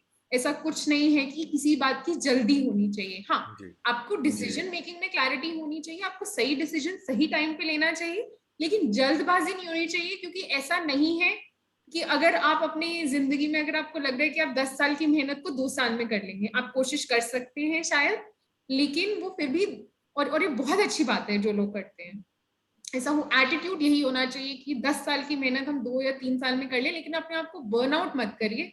ये मत सोचिए कि आप मतलब don't run against time, it's okay, things will plan out because it's a slow growing profession and it's ultimately the experience that counts. जितनी नॉलेज है गेन करने की कोशिश करिए, बाकी जो चीजें तजुर्बे से आनी है वो तजुर्बे से ही आई। जी जी इतनी बढ़िया बात आपने बताई। हम दर्शकों को पहले ही बता दें डिस्क्लेमर के तौर पे कि आपको डराने के लिए कभी भी ये बातें नहीं की जाती, आपको प्रोत्साहित करने के लिए बात की जाती हैं। Both Mehak and me, we are still young people in the profession. हम लोग को बस एक दशक से कुछ ज़्यादा ही समय हुआ है और बालों में सफ़ेदी तो भी बहुत दूर है। लेकिन ये है कि अगर हम मेरे ख्याल से 10-15 साल और टिक गए तो हो सकता है कि लोग हमें थोड़ा सा और सीरियसली लेंगे। आपने एक बात और अच्छी की कि जितनी चीज़ें आप ट्राई करते हैं, doesn't matter if you're 30, doesn't matter if you're 40, please keep trying. बहुत बहुत ज़रूरी है इंसान को अपनी खोज करना, उसको लाइफ में क्या चाहिए उसकी खोज करना। और इस पर एक छोटा सा शेर अर्ज़ करूँगा, उसके बाद आपके यात्रा को आगे बढ़ाएंगे। मैं जो मेरे बिल्कुल। जहन में आ रहा है आपकी बात सुन के, वो ये कहते हैं शाद। कि मंजिल तो मिलेगी भटक कर ही सही, मंजिल तो मिलेगी भटक कर ही सही, गुमराह तो वो हैं जो घर से निकले ही नहीं। तो ये बहुत ज़रूरी है कि आप अपनी मंजिल क्या को बात है। ढूंढें और घर से बेझिझक बेझिझक निकलिए, अपने आप को टटोलिए, दुनिया को समझिए, तभी जाके कहीं ना कहीं आपको, मुझे लगता है, जो आपकी कॉलिंग है जिसको हम कहते हैं प्रोफेशन में, वो ज़रूर आपको मिलेगी। तो आइए इसके बाद आपकी कॉलिंग की तरफ चलते हैं महक, जहाँ आपने हाँ जी। डीएमडी की यात्रा शुरू कर दी, बीच में एलएसए की काफ़ी बातें आपने बताई अच्छी अच्छी। तो अब हम डीएमडी की आपकी यात्रा को साझा करेंगे आपसे, क्या क्या सीखा, हाँ क्या जी। क्या सीखने को मिला एज अ यंग लॉयर, कितना स्ट्रेसफुल दौर था as a young advocate at bar, to हाँ be juggling with जी। big ticket matters, multiple matters, and what was the reason when we decided कि अब मेरी वकालत का ये दौर मैंने संपूर्ण कर लिया है, इसके बाद मुझे अब इन हाउस की तरफ जाना है। हाँ जी। सो मेरा डीएमडी में एक्सपीरियंस एक बहुत ही होलसम एक्सपीरियंस था, बहुत ही फ्रूटफुल एक्सपीरियंस था। मैंने बहुत कुछ सीखा और बहुत ही अलग अलग फील्ड्स में सीखा। एंड डीएमडी का और बहुत सारी और भी फॉर्म्स हो सकती हैं जिनका ये मोटो हो कि आप डिफरेंट सब्जेक्ट्स में आपको एक्सपोजर दिया जाए, आप डिफरेंट पार्टनर्स के साथ डिफरेंट ट्रांजैक्शंस पे, डिफरेंट असाइनमेंट्स पे, डिफरेंट केसेस पे एक साथ काम कर सकें, आपको ये सहूलियत मिले, आपको ये एक्सपोजर मिले, जो कि एक जूनियर लॉयर के लिए बहुत जरूरी होता है, जी ये सब एक्सपोजर। लेकिन एट द सेम टाइम आपको ये बोला जाए कि आपको जैक ऑफ ऑल ट्रेड्स नहीं बनना है, आपको जैक ऑफ ऑल ट्रेड्स करके भी मास्टर ऑफ वन बनना है। इतनी ये जो डायरेक्शन है, ये जो दी जाए, ये बहुत इंपॉर्टेंट होती है। तो मुझे यही डायरेक्शन वहां से मिली। मैंने डिफरेंट फील्ड में काम करा, लाइक यू सेड मुश्किल होता है जगल करना, क्योंकि आप ऐसा एक टाइम था, ऐसा एक दौर था जब एक टाइम पे मैं सीएलबी भाग रही होती थी किसी मतलब कंपनी लॉ बोर्ड नहीं है, जी अब एनसीएलटी बन गए, लेकिन 10 साल पहले जब सीएलबी था, एक मैटर के लिए सीएलबी भाग रही होती थी, कोई अगर ऑपरेशन या मिसमैनेजमेंट का मैटर है, फिर कोई जी मर्जर्स एंड एक्विजिशन की स्कीम ऑफ अरेंजमेंट्स के लिए Delhi high court company court में भाग रही होती थी वो प्रूव कराने के लिए, फिर वापस ऑफिस आके मीटिंग्स होती थी, क्योंकि ऐसा था कि फॉरेन एक्सचेंज इश्यूज पे ओपिनियंस थे जो इशू करने होते थे। फिर ऐसा होता था कि क्लाइंट्स के साथ मीटिंग्स होती थी क्योंकि मैटर्स चल रहे होते थे प्रॉपर्टी सेटलमेंट पे और फैमिली लॉ सक्सेशन पे, जिसमें हम फैमिली सेटलमेंट्स करवा रहे होते थे। तो इतना इतना वेरिड एक्सपीरियंस मिला, और ये सब एक फेज की बात है, ऐसा एक टाइम था जिस दौरान ये सब कुछ साथ में चल रहा था। तो आप सोच सकते हो कितना एक्सपोजर है प्रॉपर्टी लॉ का, फैमिली लॉ का, कमर्शियल लिटिगेशन का, कॉर्पोरेट एंड कमर्शियल लॉ का, ट्रांजैक्शंस का, एमएनए का, सब कुछ करने का मौका मिला। और सब कुछ जो इस फील्ड में जो एक्सपर्ट्स हैं, जो पार्टनर्स हैं, उनके साथ काम करके सीखने का मौका मिला, जो कि बहुत ही वैल्यूएबल था। क्योंकि मुझे ऐसा लगता है कि there is no substitute for experience. जो आपने सीखा है उसका कोई सब्सटीट्यूट नहीं है, जो आपने फर्स्ट हैंड सीखा है। तो जो मुझे वो फर्स्ट हैंड सीखने को मिला, I forever be grateful to DMD advocates. और जो मैंने वहाँ पे पार्टनर्स के साथ काम करा, सब पार्टनर्स के साथ, सिर्फ मिस अनुराधा दत्त या मिस फरिश्ते मेनन या विजय लक्ष्मी मेनन या फरिश्ते सेखना नहीं, मिस्टर राशिदी, मिस्टर पवन शर्मा, सबके साथ काम करके बहुत अच्छा जी लगा और बहुत कुछ सीखने को मिला। और ऐसा एक टाइम आ गया था जब आई थिंक मुझे इस प्रोफेशन में करीब 7 साढ़े 7 साल हो गए थे। जी और तब मैंने ये रियलाइज करा कि हमेशा से मैं as a lawyer I was always on the other side of the spectrum. मैं हमेशा एक सर्विस प्रोवाइडर थी टू द क्लाइंट। जी तो मैंने तब रियलाइज करा कि जो लीगल फील्ड में ग्रोथ है या जो कॉर्पोरेट एंड कमर्शियल फील्ड में ग्रोथ हुआ है, उस नॉलेज को, उस ग्रोथ को, अपनी उस नॉलेज को और उस ग्रोथ को मैं यूटिलाइज कर सकती हूँ एक इन हाउस सेटअप में, जी जहाँ पे जो बिजनेस इश्यूज हैं या जो कमर्शियल इश्यूज हैं उसका जो first hand resolution, problem solution देने की जो रिस्पॉन्सिबिलिटी होगी वो मेरे ऊपर होगी। जी तो जब मैंने ये चीज सोची कि एक बार दूसरी साइड पर जाकर देखते हैं, इस ये जो स्पेक्ट्रम है, इस अरेंजमेंट को पलट के देखते हैं कि जब मैं कंपनी के अंदर हूँ और वहां पे मैनेजमेंट के साथ, सीईओ सीएफओ के साथ जब मैं काम कर रही हूँ, उनकी जो फर्स्ट हैंड जो बिजनेस प्रॉब्लम्स हैं, जो उनके फर्स्ट हैंड इश्यूज हैं, if I become the first point of contact and if I become the first problem solver for them, that is going to give me even more exposure.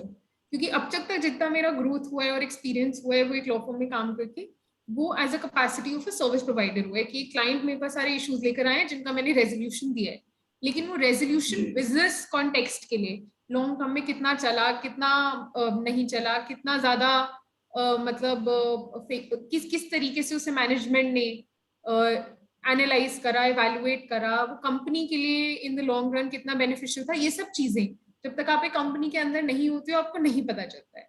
तो future में decide करने के लिए कि मैं एक hardcore legal practice law firm में करना चाहती हूँ या मैं एक इन हाउस लीगल सेटअप में जाना चाहती हूँ, it was important for me to work in an in house setup and then take that call, and that could only happen if I shifted in house. So then I spoke to the partners in DMD Advocates and I shared my plans with them and they were extremely supportive. So then that was the time when Oriflame was looking for a senior legal counsel for their South Asia operations, and that was the time that I happened to join them, and I shifted in-house, and so far it's been a great journey, and जैसा मैंने सोचा था वैसा ही है and even more. So जब तक इन house setup में काम नहीं करा था तब तक नहीं पता था कि क्या रिस्पॉन्सिबिलिटी होती है, क्या अकाउंटेबिलिटी होती है, because in a law firm setup we are as lawyers we are not accountable for the business, we are not accountable for our advice working और not for the business. But when we are advising as in-house counsels directly to the business stakeholders, then we are absolutely accountable for the entire risk and our entire advice end to end. तो वो जो सीख है वो अभी मुझे इन house setup में in house practice से मिली है और वो जारी है.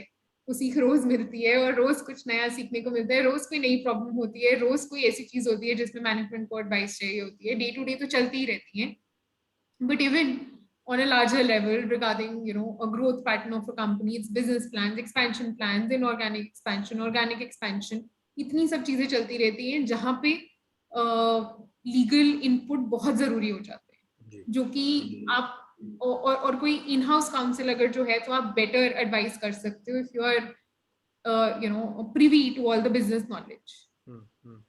इसमें मेरा एक छोटा सा सवाल आपसे ये है कि ओरिफ्लेम में भी आपने काम किया, अभी आप लेंसकार्ट को हेड कर रही हैं. दोनों कंपनियों का जो एक एक्सपीरियंस है वो मैं आपसे as a in house lawyer एक तो समझना चाहता हूँ. क्या क्या वर्टिकल्स में दोनों कंपनियों में आपने काम किया, क्या क्या काम के नेचर में आपने फ़र्क पाया, किस किस तरह के नेचर ऑफ लॉज आपने डिस्कवर किए इतने सालों में जब से आपने इन दोनों कंपनियों को स्पेयरहेड किया अपने करियर में.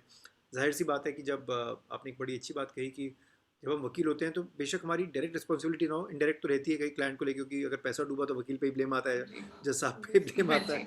लेकिन जब आप प्रॉपर बिजनेस में होते हैं, you are the first point of reference, because business आपसे पूछेगा बताइए जिसमें ओपिनियन क्या है, should this matter go to court और नॉट. तो कहीं ना कहीं अच्छी बात भी है कि आपकी नॉलेज उनके काम आ रही है, और कम अच्छी बात इसलिए है कि हम जैसे वकील सफ़र करते हैं कि जो काम पहले आ रहा था वकालत में वो कहीं ना कहीं आना बंद हो जाता है.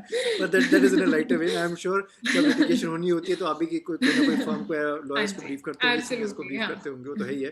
That goes without saying. पर मैं आपसे वो कानून के मल्टीपल कानून के पहलू समझना चाह रहा हूँ जिनसे आप डेली रूबरू होती हैं, चाहे आप ओरिफ्लेम में थी, अभी आप लेंसकार्ट में. तो वो थोड़ा सा बच्चों के लिए, आप हमारे दर्शकों के लिए कानून बताएं कि कौन कौन से वो लॉज हैं और कैसे कैसे वो बच्चे अगर वो कॉलेज में पढ़ रहे हैं उसको कैसे सीख सकते हैं. कोई इनके लिए कोई ऑनलाइन कोर्सेज होते हैं या ये ऑन द जॉब ही सीखा जाता है?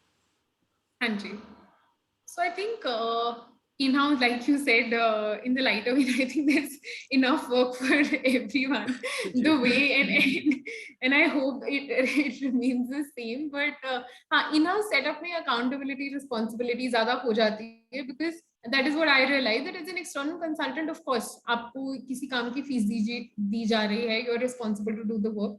आपको एक जो भी असाइनमेंट दिया जाता है आपको करना पड़ता है. अगर आप कोई केस लड़ रहे हैं, आपको कंपनी के लिए केस लड़ना है, जीतना है. अगर आप हारते हो, of course there are repercussions. Similarly अगर आप कोई ट्रांजैक्शन कर रहे हो, आपको ट्रांजैक्शन अच्छे से करना है. अगर कोई इशू आएगा उस ट्रांजैक्शन में या उसके डॉक्यूमेंटेशन में, then of course you are accountable. But as an in-house counsel what I have learned is कि जो आपकी अकाउंटेबिलिटी सिर्फ उस असाइनमेंट तक सीमित या उस केस तक सीमित नहीं होती है. आपसे एक्सपेक्ट किया जाता है कि आप उस पूरे उस केस को या आप उस असाइनमेंट को या आप हर डिसीजन को हर पहलू से एनालाइज करके कैसे व्यू करते हैं और आप मैनेजमेंट को क्या प्रोज एंड कॉन्स के साथ एडवाइस करते हैं कि उन्हें कैसे वो चीज करनी चाहिए, नहीं करनी चाहिए, किस तरीके से करनी चाहिए, क्या क्या करने के तरीके हो सकते हैं, उस टाइम पे वो डिसीजन लेना चाहिए या कुछ टाइम बाद लेना चाहिए, उस डिसीजन को होल्ड पे रख देना चाहिए. तो ये सारे जो फैक्टर्स होते हैं, जो स्ट्रैटेजिकल डिस्कशंस होती हैं, जो एक रिस्क एनालिसिस होता है, उसकी सबसे ज्यादा जो रिस्पॉन्सिबिलिटी होती है वो इन हाउस काउंसिल के कंधे पर होती है और होनी भी चाहिए. क्योंकि आप as an in house counsel जो एक्सपेक्टेशन है वो ये है कि आपको बिजनेस सबसे अच्छे से पता है. तो अगर आपको बिजनेस सबसे अच्छे से पता है, बिकॉज आप उस बिजनेस सेटअप का पार्ट हो, तो ये आपकी जिम्मेदारी बनती है कि आप उस बिजनेस को ध्यान में रख के और बिजनेस प्लान को ध्यान में रख के सबसे अच्छे से और कॉम्प्रिहेंसिवली रिस्क पे एडवाइस करें। और उसके लिए आपको जिसकी भी मदद चाहिए, चाहे वो लॉ फर्म हो, चाहे वो एक्सटर्नल लॉयर्स हो, चाहे वो सीनियर काउंसिल हो, और सबकी मदद लीजिए जब आपको जरूरत पड़ती है। लेकिन आपकी ये रिस्पॉन्सिबिलिटी बनती है कि आप उस चीज को आप उस चीज की जिम्मेदारी उठाएं और एंड टू एंड एडवाइस करें उस टॉपिक पे। सो जब मैंने ऑरिफ्लेम में इन हाउस में सेटअप में जब काम करना शुरू करा था, मेरा पहला एक्सपीरियंस था, लेकिन ये चीज मुझे पहले 3-4 महीने में समझ आ गई थी कि बिजनेस की जो एक्सपेक्टेशन होती है वो मीट करनी है। At the same time being a lawyer, risk जो है, रिस्क गवर्नेंस जो है, उसका भी ध्यान रखना है।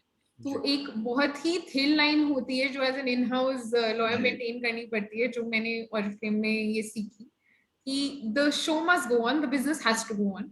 तो बिजनेस नहीं रोक सकते हो आप, अगर आपको रिस्क नजर आ रहा है, अगर आपको कंसर्न नजर आ रहे हैं लीगल स्टैंड पॉइंट से, लेकिन आपको सोल्यूशन देना है, आपको प्रॉब्लम सॉल्वर बनना है, और आपको ये इंश्योर करना है कि बिजनेस चलता रहे। At the same time company का जो रिस्क मिटिगेशन है वो भी होता रहे, कभी कंपनी के ऊपर इतना रिस्क ना आए कि उसके लिए कोई प्रॉब्लम खड़ी हो जाए।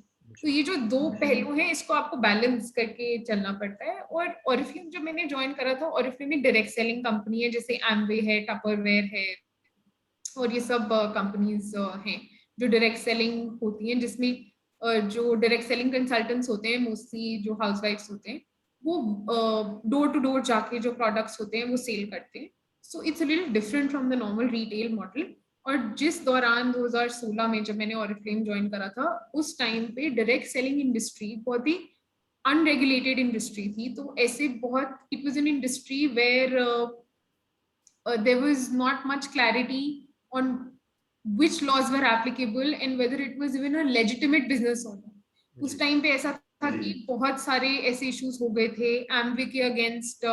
ऐसा था, हाई कोर्ट में डिसीजन आ गया था एमवे के बिजनेस मॉडल के against, and you know a few of their senior executives also faced some criminal proceedings and all, and there were other companies and also that were facing issues. So उस time पे ऐसा setup था कि of course direct selling is a completely legitimate setup, but there was no law to regulate it.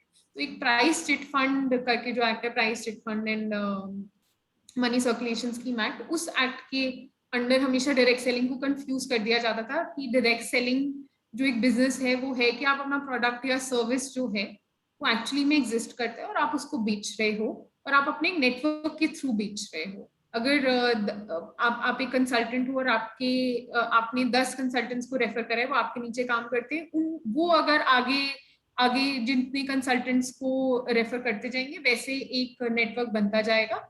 और एक ये triangular network बनता रहता है कि मेरे अंडर मैंने 10 लोगों को कंसल्टेंट्स को रखा, उन्होंने अपने अंडर 10-10 को रखा, उन्होंने आगे अपने अंडर 10-10 को रखा, और हर कोई जो इस पूरे नेटवर्क में सेल करेगा प्रोडक्ट्स, हर किसी को कमीशन परसेंटेज मिलेगा।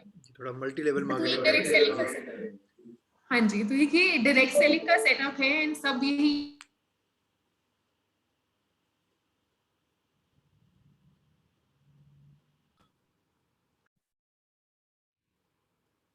जी, आप बता रही थी मल्टी लेवल हाँ जी, तो मार्केटिंग जो के एक डायरेक्ट सेलिंग सेटअप होगा, हाँ जी, तो जो डायरेक्ट सेलिंग सेटअप है वो रिटेल से डिफरेंट होता है, बिकॉज ये ऐसा सेटअप है जिसमें नेटवर्क बनाया जाता है कंसल्टेंट्स का। तो ये इसको पिरामिड स्कीम के साथ बहुत ही इजीली कंफ्यूज किया जा सकता है, और यही हो रहा था। तो 2016-17 में जो पूरी डायरेक्ट सेलिंग इंडस्ट्री थी, सब ये इश्यूज फेस कर रहे थे कि कोई ऐसा लॉ नहीं था जो कि गवर्न करता था इस पर्टिकुलर इंडस्ट्री को, एंड इसको हमेशा एक पिरामिड स्कीम के साथ कंफ्यूज कर लिया जाता था, या कोई ऐसी जो सारधा या कोई ऐसा कोई स्कैम होता था उसके साथ कंफ्यूज कर लिया जाता था, जिसमें कोई टैंजिबल प्रोडक्ट्स नहीं होते हैं, जिसमें कोई प्रॉपर सर्विसेज नहीं होती है, सिर्फ डिपॉजिटर से पैसा ले लिया जाता है, और वो जो पैसा होता है वो फिर अनऑथराइज या फ्रॉडुलेंट तरीके से कंपनीज अपने पास रख लेती हैं। जी। तो ये जो डिस्टिंक्शन था, ये और ये जो इश्यूज जो इंडस्ट्री फेस कर रही थी, ये चीजें जो थी एज अ लॉयर, ये सब चीजें समझना ताकि इस पोजीशन को डिफेंड कर सकें। अगर कोई ऐसा कोई अगर इशू आए कंपनी के ऊपर, तो ये जो डिस्टिंक्शन था, ये जो डिफरेंसेस थे, ये समझना बहुत जरूरी था कि एक मल्टी लेवल मार्केटिंग सेटअप या कोई डायरेक्ट सेलिंग सेटअप जिसको हम बोलते हैं, वो एक पिरामिड स्कीम सेटअप से कैसे डिफरेंट है, और कैसे एक जो लेजिटिमाइज बिजनेस है उसको प्रोटेक्ट किया जाए ताकि वो लीगल इश्यूज फेस ना करे। जी। तो बहुत एक्साइटिंग टाइम था उस टाइम पे एज अ लॉयर, क्योंकि उस टाइम पे जो गवर्नमेंट थी वो इसके ऊपर डायरेक्ट सेलिंग के लॉस के ऊपर काम कर रही थी। और ऐसा हुआ भी कि फिर उसके मेरे 1-2 साल ज्वाइन करने के बाद मिनिस्ट्री ऑफ कंज्यूमर अफेयर्स ने डायरेक्ट सेलिंग मॉडल गाइडलाइंस जो थी वो इशू करे, और फिर सेंट्रल गवर्नमेंट ने जब वो गाइडलाइंस इशू करे, उन्होंने हर स्टेट को ये पावर दी कि वो अपने अपने डायरेक्ट सेलिंग के जो नोटिफिकेशंस हैं और अपने अपने डायरेक्ट सेलिंग के जिस तरीके से डायरेक्ट सेलिंग सेटअप उनके स्टेट्स में गवर्न होना चाहिए, वो अपनी जो ऑर्डर्स हैं और जो अपने नोटिफिकेशन हैं वो इशू करें, बिकॉज डायरेक्ट सेलिंग स्टेट्स के अंडर भी आता है, under their trade, so they also have an authority to issue notifications and orders on this particular topic. तो बस यही था। फिर ये पर्टिकुलर जो जर्नी थी ऑरिफ्लेम की, ऑलमोस्ट तकरीबन 4.5 साल की, बहुत ही अच्छी जर्नी थी, क्योंकि सारा कुछ एज अ लॉयर एनालाइज करने का मौका मिला। जब ज्वाइन करा था तब ऐसा सेटअप था कि कोई लॉज या रेगुलेशंस थे नहीं इंडस्ट्री को गवर्न करने के लिए, और फिर बीच में ऐसा हुआ कि लॉ आ गया और फिर उस लॉ को इंटरप्रेट कैसे किया जाए, और जो मॉडल गाइडलाइंस हैं सेंट्रल गवर्नमेंट की वो इन्फोर्सेबल है या नहीं है, या वो सिर्फ रिकमेंडेटरी है नेचर में। और फिर जब स्टेट्स ने अपने अपने डेलीगेटेड नोटिफिकेशंस इशू करे, तो वो नोटिफिकेशंस इंटरप्रेट करना, हर स्टेट का अपना अलग पर्सपेक्टिव था, हर स्टेट की अलग मॉनिटरिंग मैकेनिज्म था, हर स्टेट की अलग मशीनरी थी।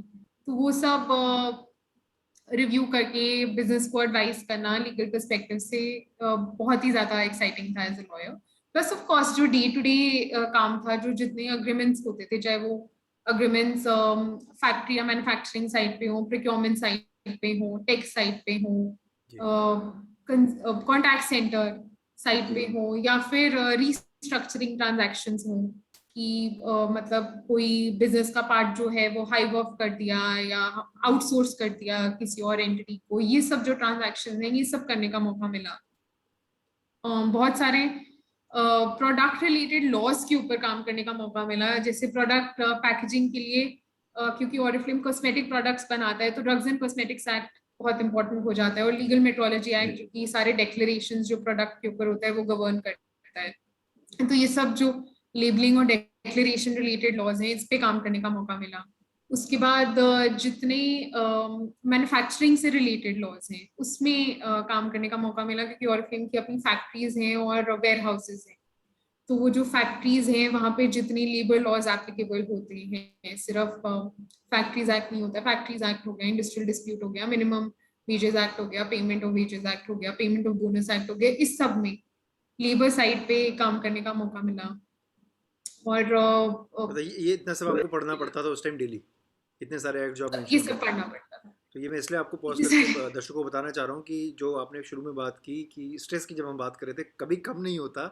क्योंकि लॉ स्कूल में अगर आप सोच लें कि आपने बार काउंसिल के 5 साल के कोर्स करके डिग्री ले ली और आपका काम हो गया, तो you are far from reality. जैसे कि महक बता रही कि देखिए हाँ कितने जी। सारे उन्होंने मेट्रोलॉजी एक्ट बताया, वेजेस के बारे में बताया, लेबर कोड बताया, तो और परेशानी खत्म नहीं। कभी कोई क्रिमिनल एक्ट आ रहा है, कभी कोई लाइसेंसिंग का मुद्दा आ गया, तो बहुत मेहनत करनी पड़ती है। और जैसे बता रही कि अभी तो वो लेंस कार्ड की जर्नी भी बताएंगी, पर एक ऑरिफ्लेम को उन्होंने इतना सारा बता दिया, आप समझ सकते हैं जो भी हमारे यंग दर्शक हैं कि if you want to be in house counsel तो बड़ी जिम्मेदारियां होती है, सिर्फ बिजनेस की नहीं, बतौर एज अ लॉयर आपके कंधे पे बहुत सारी जिम्मेदारियां होती है। हाँ जी, क्योंकि जब आप इन हाउस लॉयर हैं, जैसा जैन ने भी बताया कि आपके पास जब इशू आएगा, जब आपके पास प्रॉब्लम आएगी, आपको कम से कम उस प्रॉब्लम के ऊपर आपको ये एनालाइज करना पड़ेगा कि कौन सा लॉ एप्लीकेबल है और किस किस लॉ में इशू आ सकता है। जब तक आप खुद पढ़ोगे नहीं, कुछ एनालाइज नहीं करोगे, तब तक आपको शायद ये भी पता नहीं होगा कि एग्जैक्ट मुद्दा क्या है जिसपे आप फंस सकते हो, और किसमें आपको एक्सटर्नल लॉयर की भी जरूरत है, या किसमें आपको एक लॉ फर्म को इन्वॉल्व करना है।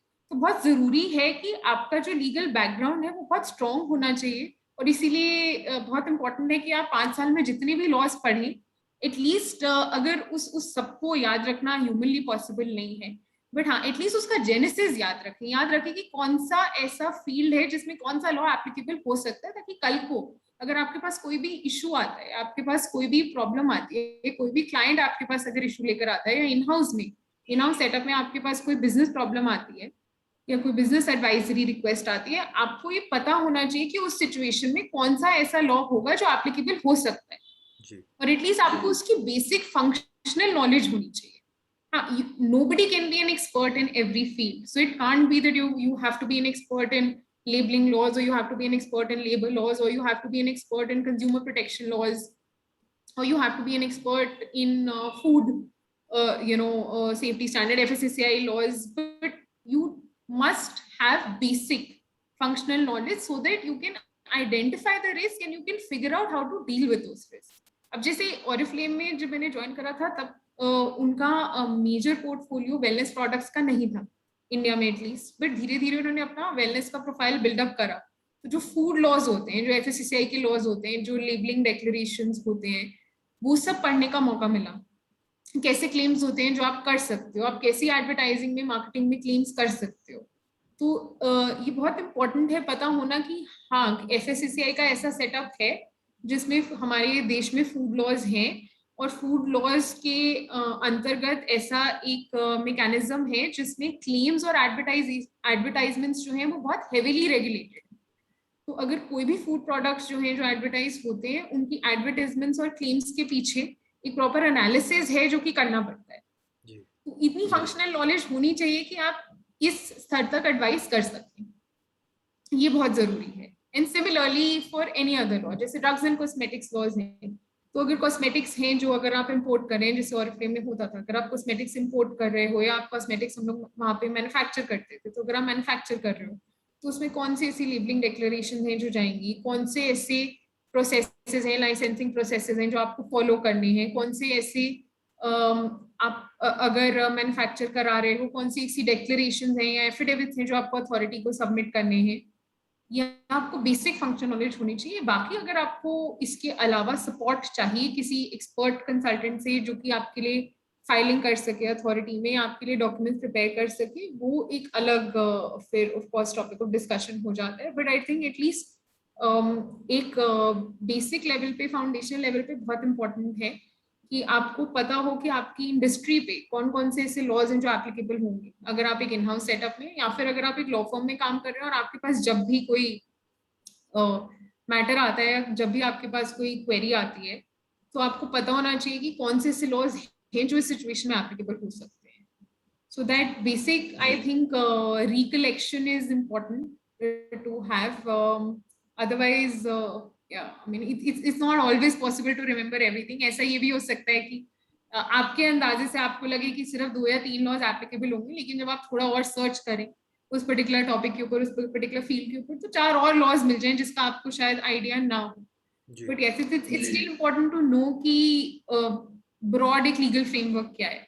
Another thing that I want to mention is in terms of what we see every company do, which is flyers and brochures and all these lucky draws and all. So कहने को मतलब एक बहुत ही छोटा topic लगता है because her company करती है लकी ड्रॉज, बट एक लकी ड्रॉ के ऊपर 4 या 5 लॉज होते हैं जो कि एप्लीकेबल होते हैं. एक कंज्यूमर प्रोटेक्शन एक्ट है जो उसके ऊपर एप्लीकेबल है. तमिलनाडु का एक अपना प्राइस डिस्ट्रीब्यूशन एक्ट है which is applicable. There are at least 4-5 laws governing it. Tamil Nadu में जैसे lucky draws and all of this is prohibited.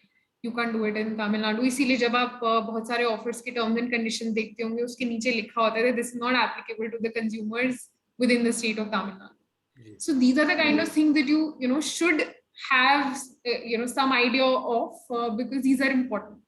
Of course, specifically जब आप किसी चीज के ऊपर काम करते हो, रिसर्च करते हो, तभी नॉलेज बिल्डअप होती है और तभी आप कॉम्प्रिहेंसिवली एडवाइस कर सकते हो. बट हाँ, एक एटलीस्ट पता होना चाहिए कि जब आपके पास कोई लकी ड्रॉ के टर्म्स एंड कंडीशंस आते हैं, आपको कोई एडवाइस देनी पड़ती है, तो आपको पता होना चाहिए कि हाँ ऐसे कुछ लॉज हैं जिनमें ये कंसर्न हो सकता है, तो एक बार वो चेक कर लीजिए.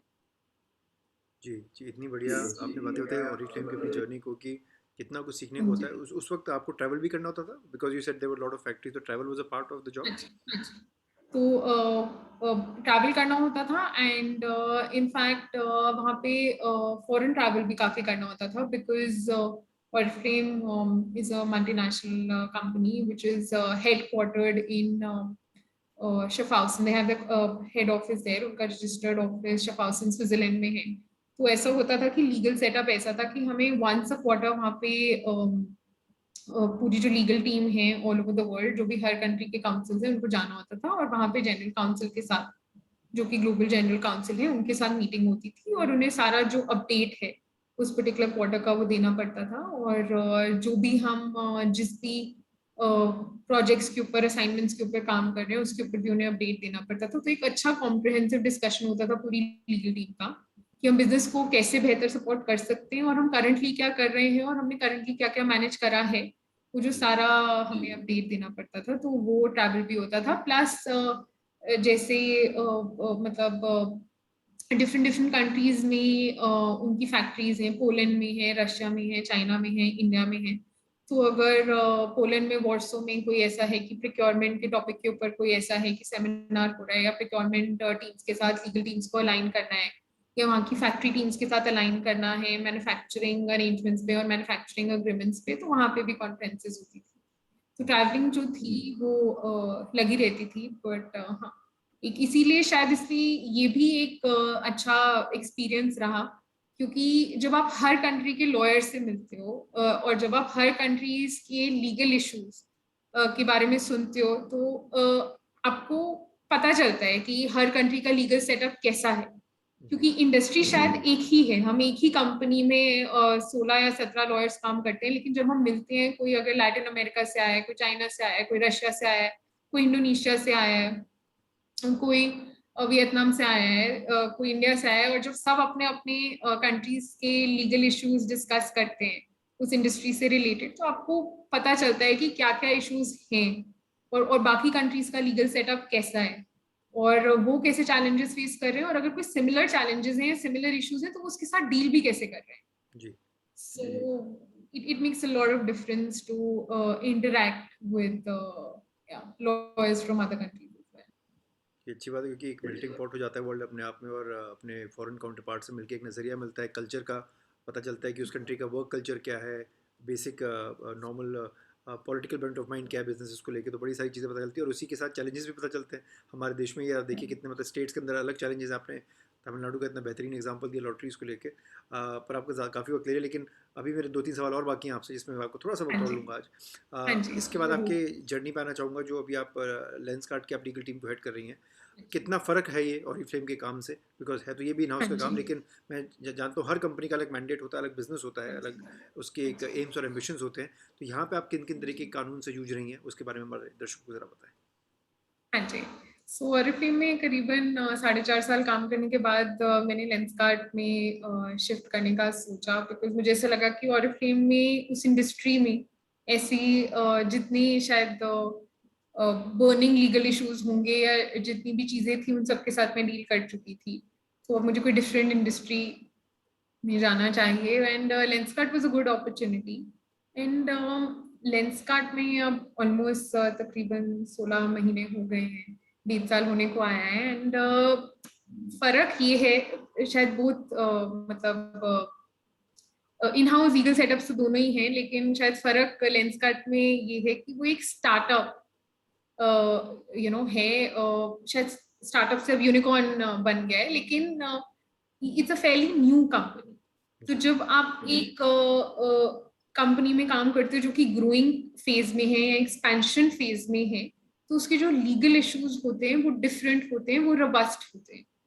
तो ये जो फर्क होता है, ये मैंने शायद ऑरिफ्लेम और लेंसकार्ट में काम करके ही सीखा है कि जब आप एक ऑर्गेनाइजेशन में काम करते हैं जो कि 50 या 60 साल से चल रही है, जो कि एक सेटल्ड ऑर्गेनाइजेशन है, तो उसके जो इश्यूज होंगे वो बहुत डिफरेंट होंगे, उसके जो गोल्स होंगे, जो बिजनेस प्लान होंगे, वो बहुत डिफरेंट होंगे compare to a new setup, जो कि एक 10 या 12 साल पुरानी कंपनी है, जो कि लेंसकार्ट है, जो कि एक नया सेटअप है, जो कि यूनिकॉर्न बना है, जिसमें इन्वेस्टर्स का फंडिंग आ रहा है, जो कि एक एक्सपेंशन फेज में है। उसके जो अपने लीगल इश्यूज हैं, जो वो अलग होंगे, क्योंकि इस कंपनी के जो गोल्स हैं, जो इसके बिजनेस जो एक्सपेंशन ऑब्जेक्टिव्स हैं, वो बिल्कुल अलग हैं। क्योंकि वो जिस फेज में है अभी कंपनी, और वो जिस तरीके से ग्रो कर रही है, उसमें ही उसके जो प्रायोरिटीज हैं और उसके जो ऑब्जेक्टिव्स हैं, वो इसीलिए बहुत अलग हैं compared to a company which is a settled organization or which has been in place for a very long period of time. So it is a very different and yet an enriching experience to be part of a growing, fast growing, robust and expanding company. क्योंकि आपको यहाँ पे जो issues हैं वो आपको again अलग अलग तरीके के मिलेंगे. जैसे कंपनी ग्रोइंग फेज में है, एक्सपैंड करना चाहती है ऑर्गेनिकली एंड इनऑर्गेनिकली, तो आप अलग अलग देशों में एंटिटीज इनकॉर्पोरेट करेंगे, प्लस आप अलग अलग देशों में M&A टाई अप या फ्रेंचाइजी टाई अप के ऊपर काम करने का आपको मौका मिलेगा. उसके बाद because it is in a growing phase तो रैपिडली रिटेल साइड पे और ई कॉमर्स साइड पे डेवलपमेंट होएगा. रैपिड डेवलपमेंट मीन्स कि आप अगर बहुत सारे स्टोर्स खोलना चाह रहे हैं या ई कॉमर्स स्पेस में अगर आप अपनी रीच बढ़ाना चाह रहे हैं तो उस हिसाब से आपके जो प्रोजेक्ट्स हैं, उस हिसाब से आपका जो सारा काम है, जो आपका मार्केटिंग टीम का जो गोल्स हैं, जो आपकी स्ट्रैटेजी टीम के गोल्स हैं, वो सारे बहुत ही मतलब एग्रेसिवली वो लोग परस्यू करना चाहते हैं क्योंकि जो टारगेट्स हैं वो बहुत एग्रेसिव हैं.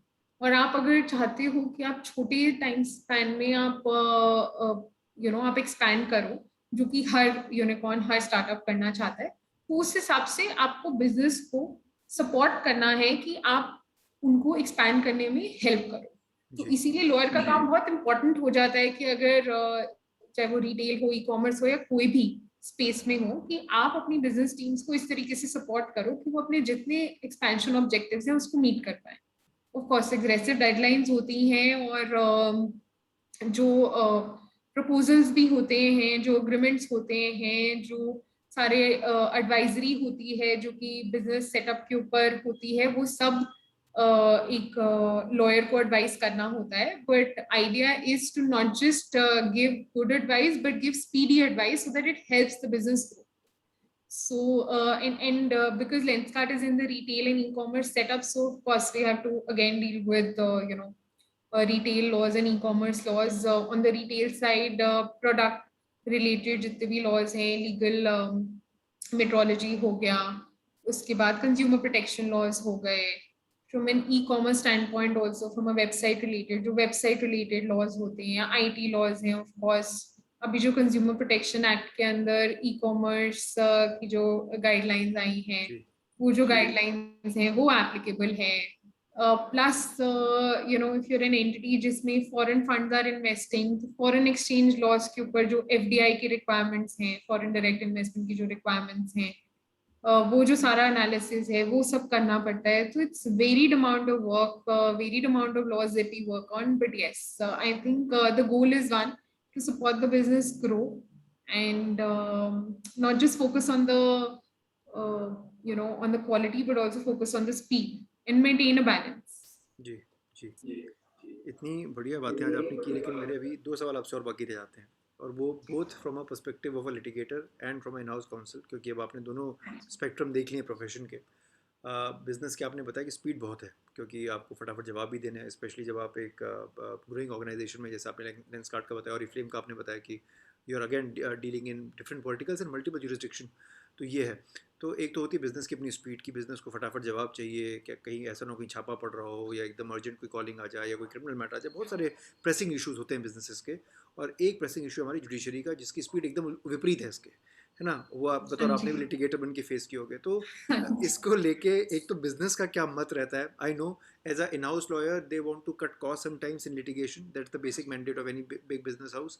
लेकिन कहीं ना कहीं I think it's also time for all of us to reflect on how the judiciary is functioning, because अगर जुडिशियल स्पीड कम होगी जस्टिस देने की, तो लोगों का विश्वास कहीं ना कहीं डगमगाएगा, कम होगा. तो दोनों स्पीड अपने आप में डायमेट्रिकली ऑपोजिट है, क्योंकि हमारे को कई बार, आपको भी सुनने को मिलता होगा, हमें भी सुनने को मिलता है, क्योंकि we are all representative of the judiciary, justice system के हम सब भागीदार हैं. तो लोग कहते हैं कि भाई एकदम स्नेल पे से चल रही है, डॉकेट एक्सप्लोजन हो रखा है, एडजर्नमेंट कल्चर है हमारे देश में, फलाने करो. और जब आप एज ए इन हाउस काम करती होंगी बिजनेस में, तो मैं समझता हूँ कि बार सांस लेने का मौका नहीं मिलता होगा, क्योंकि लगातार क्वेरीज पे क्वेरीज आई जा रही हैं. वीकेंड कई बार आपको गिव अप करने पड़ते होंगे कि डेडलाइंस मीट करनी है, बड़ी सारी चीज़ें होती हैं. मैं ये नहीं कह रहा जजेस नहीं करते ये, लेकिन जो एक आम आदमी का दृष्टिकोण है, एक नज़रिया है उसका हमारे देश में, वो ये है कि यार बिजनेस तो फटाफट काम कर लेते हैं, फेसबुक पे तो फटाफट नोटिफिकेशन आती है, सोशल मीडिया में ये हो रहा है, तो जस्टिस इतना धीमा क्यों है. इस एक तो ये मेरा आपसे प्रश्न है. दूसरा, इस चीज़ से हम निपटे कैसे. सी, the idea at the end of the day as lawyers or as citizens of this country is to get justice to people at a good speed. मैं नहीं कह रहा कि लाइट स्पीड में हम कर सकते हैं, लेकिन आपने इतने बाकी जुरिसडिक्शन के वकीलों के साथ भी काम किया होगा, वहाँ के कल्चर्स को भी समझा होगा, कैसे हम गुड प्रैक्टिसेस इंडिया में ला सकते हैं या इनकलकेट कर सकते हैं, ये मैं आपसे समझ पाता हाँ जी।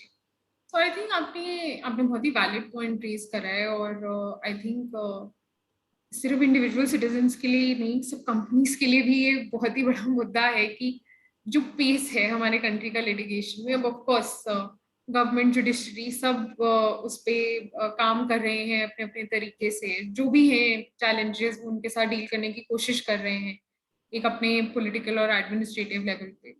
So ji that is a separate process, that is an ongoing process. But I think from a company standpoint, अगर हमें एज लॉयर जब कंपनीज को एडवाइस करना होता है कि अगर कोई डिस्प्यूट आता है, of course this is also factor for us to advise on, because one point is of course to in any litigation, कोई भी केस में जब आप रिस्क के ऊपर एडवाइस करते हैं तब आपको टाइमलाइंस के ऊपर भी एडवाइस करना होता है, क्योंकि एक इशू मतलब रिस्क सिर्फ बताने से कि कितने चांसेस हैं कि ये मैटर जीता जा सकता है, हारा जा सकता है, वो तो एक पहलू है, लेकिन दूसरा पहलू ये भी है कि कितने वक्त में डिसीजन आ जाएगा.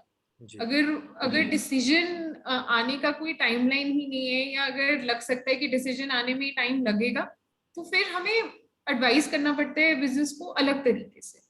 तो जब हम भी अप्रोच करते हैं लॉयर्स, जब हमें बताना पड़ता है बिजनेस को कि अगर कोई डिस्प्यूट आया है आइदर वेज, अगर सू करना है या सू किया गया है, आइदर वेज अगर किसी मैटर को, किसी केस को अप्रोच करना है, तो उसमें टाइम फैक्टर बहुत बड़ा फैक्टर होता है other than the risk factor. And as lawyers हमें ये चीज एडवाइस करनी पड़ती है कंपनी की मैनेजमेंट को कि कितना टाइम लग सकता है, और क्योंकि टाइम लग सकता है तो क्या ऐसे ऑल्टरनेटिव ऑप्शंस हैं जो एक्सप्लोर किए जा सकते हैं.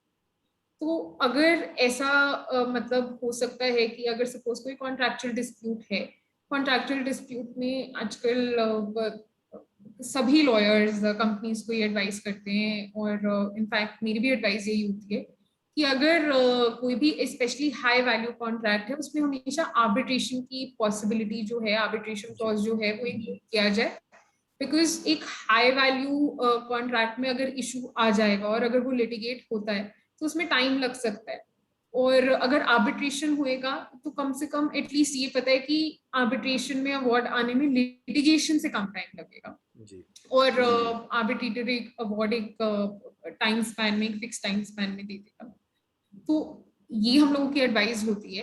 तो ऑफकोर्स अगर कॉन्ट्रैक्ट इस तरीके से बिल्ड किए जाएं या पेपर वर्क इस तरीके से बिल्ड किया जाए जिसमें आर्बिट्रेशन का ऑप्शन हो, आर्बिट्रेशन से पहले जब डिस्प्यूट स्टार्ट हो तब म्यूचुअल सेटलमेंट या म्यूचुअल मीडिएशन का एक इनफॉर्मल तरीके की बातचीत का कोई ऑप्शन हो, ये सारे ऑप्शन हमें अपने कॉन्ट्रैक्ट्स में और डॉक्यूमेंटेशन में रखने चाहिए, ताकि जब भी कोई डिस्प्यूट अराइज करे और अगर हमें लगता है कि लिटिगेशन इसमें टीडियस हो सकता है या लॉन्ग रन हो सकता है या हर लेवल पे इस पे बहुत टाइम लगेगा, अगर कोई पर्टिकुलर मैटर है जो कि लो कोर्ट से शुरू होएगा, फिर वो हाई कोर्ट जाएगा, फिर वो सुप्रीम कोर्ट जाएगा, और हर लेवल ऑफ अपील पार्टीज के पास अवेलेबल है जो वो यूज करेंगे, तो फिर उस सिचुएशन में कम से कम अगर हमारे पास अग्रीमेंट में ये सब ऑप्शन हैं, हम कंपनी को एडवाइस कर सकते हैं कि हमारे पास ये ऑप्शन है कि हम इसको म्यूचुअली सेटल कर लें या फिर हम इसको आर्बिट्रेट कर लें, और जहाँ पे आर्बिट्रेशन होएगा वहां पे अपने आप ही लिटिगेशन का रोल खत्म हो जाता है, because that's how the legal setup is.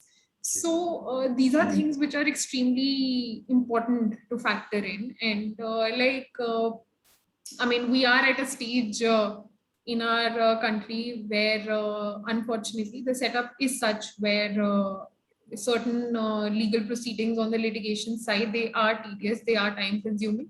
लेकिन हमें कंपनी को एडवाइस करते टाइम सारी पॉसिबिलिटीज के बारे में सोच के चलना पड़ता है. तो अगर हम पहले से ही सोच के चलेंगे और पहले से ही अपना कॉस्ट बेनिफिट और रिस्क एनालिसिस और टाइम बेस्ड एनालिसिस करके चलेंगे, तो हम ये कॉल आसानी से ले सकते हैं जब डिस्प्यूट अराइज हो कि हम उसे किस तरीके से डील करना चाहते हैं. जी जी अब प्रॉब्लम्स में देखिए, लेट्स होप कि ये चीज़ें जाते आते हैं, बिकॉज क्या ना, if you can't fix the problem then find the solution वाली बात हो जाती है, और भाई इन हाउस काउंसिल का बहुत अहम रोल भी है. एक पेनल्टीमेट सवाल आपसे और कर लेता हूँ सत्र के समापन से पहले. वो ये कि हमने ये देखा है कि पेंडेमिक के इस दौर में वर्क फ्रॉम होम एक किस्म से has been adopted very well by lot of people across the world, not just India. और हमने ये भी देखा कि एफिकेसी बढ़ गई है इससे, पर एफिकेसी के साथ कई लोग ये भी शिकायत करते हैं कि स्ट्रेस बहुत है, कोई भी कभी भी काम दे देता है। तो एक तो वो है। तो वर्क फ्रॉम होम को लेके आपका नज़रिया जानना चाहता हूँ, और साथ ही वर्चुअल जो हेयरिंग्स हमारे देश में हो रही हैं उसको लेके भी मैं आपका एक मत जानना चाहता हूँ, that do you think going forward, at least so far as the legal industry is concerned, work from home and virtual hearings is the way forward, और हमें हाइब्रिड मॉडल अडॉप्ट करना बेहतर रहेगा, क्योंकि हमारे देश में अभी भी ऐसे कई कोने हैं जहाँ पे ब्रॉडबैंड नहीं पहुँचा, जहाँ अभी बिजली पानी की परेशानी है, जहाँ पे हमारे डिस्ट्रिक्ट कोर्ट फंक्शन करते हैं। तो I need to know your opinion on this. Anji. So on work from home, it has like everything in life, it has its pros and cons. तो work from home से एक फायदा हुआ है कि हम सबको अपने फैमिली मेंबर्स के साथ टाइम स्पेंड करने का मौका मिला है, उनकी शक्लें देखने का जी मौका मिला है। हम लोग वरना ऑफिस में जो पूरा दिन होते हैं सिर्फ वीकेंड्स पे टाइम स्पेंड कर पाते हैं, तो of course that's an advantage that has been there. दूसरा एडवांटेज ये रहा है कि सबको अपनी पेस पे काम करने का मौका मिला है।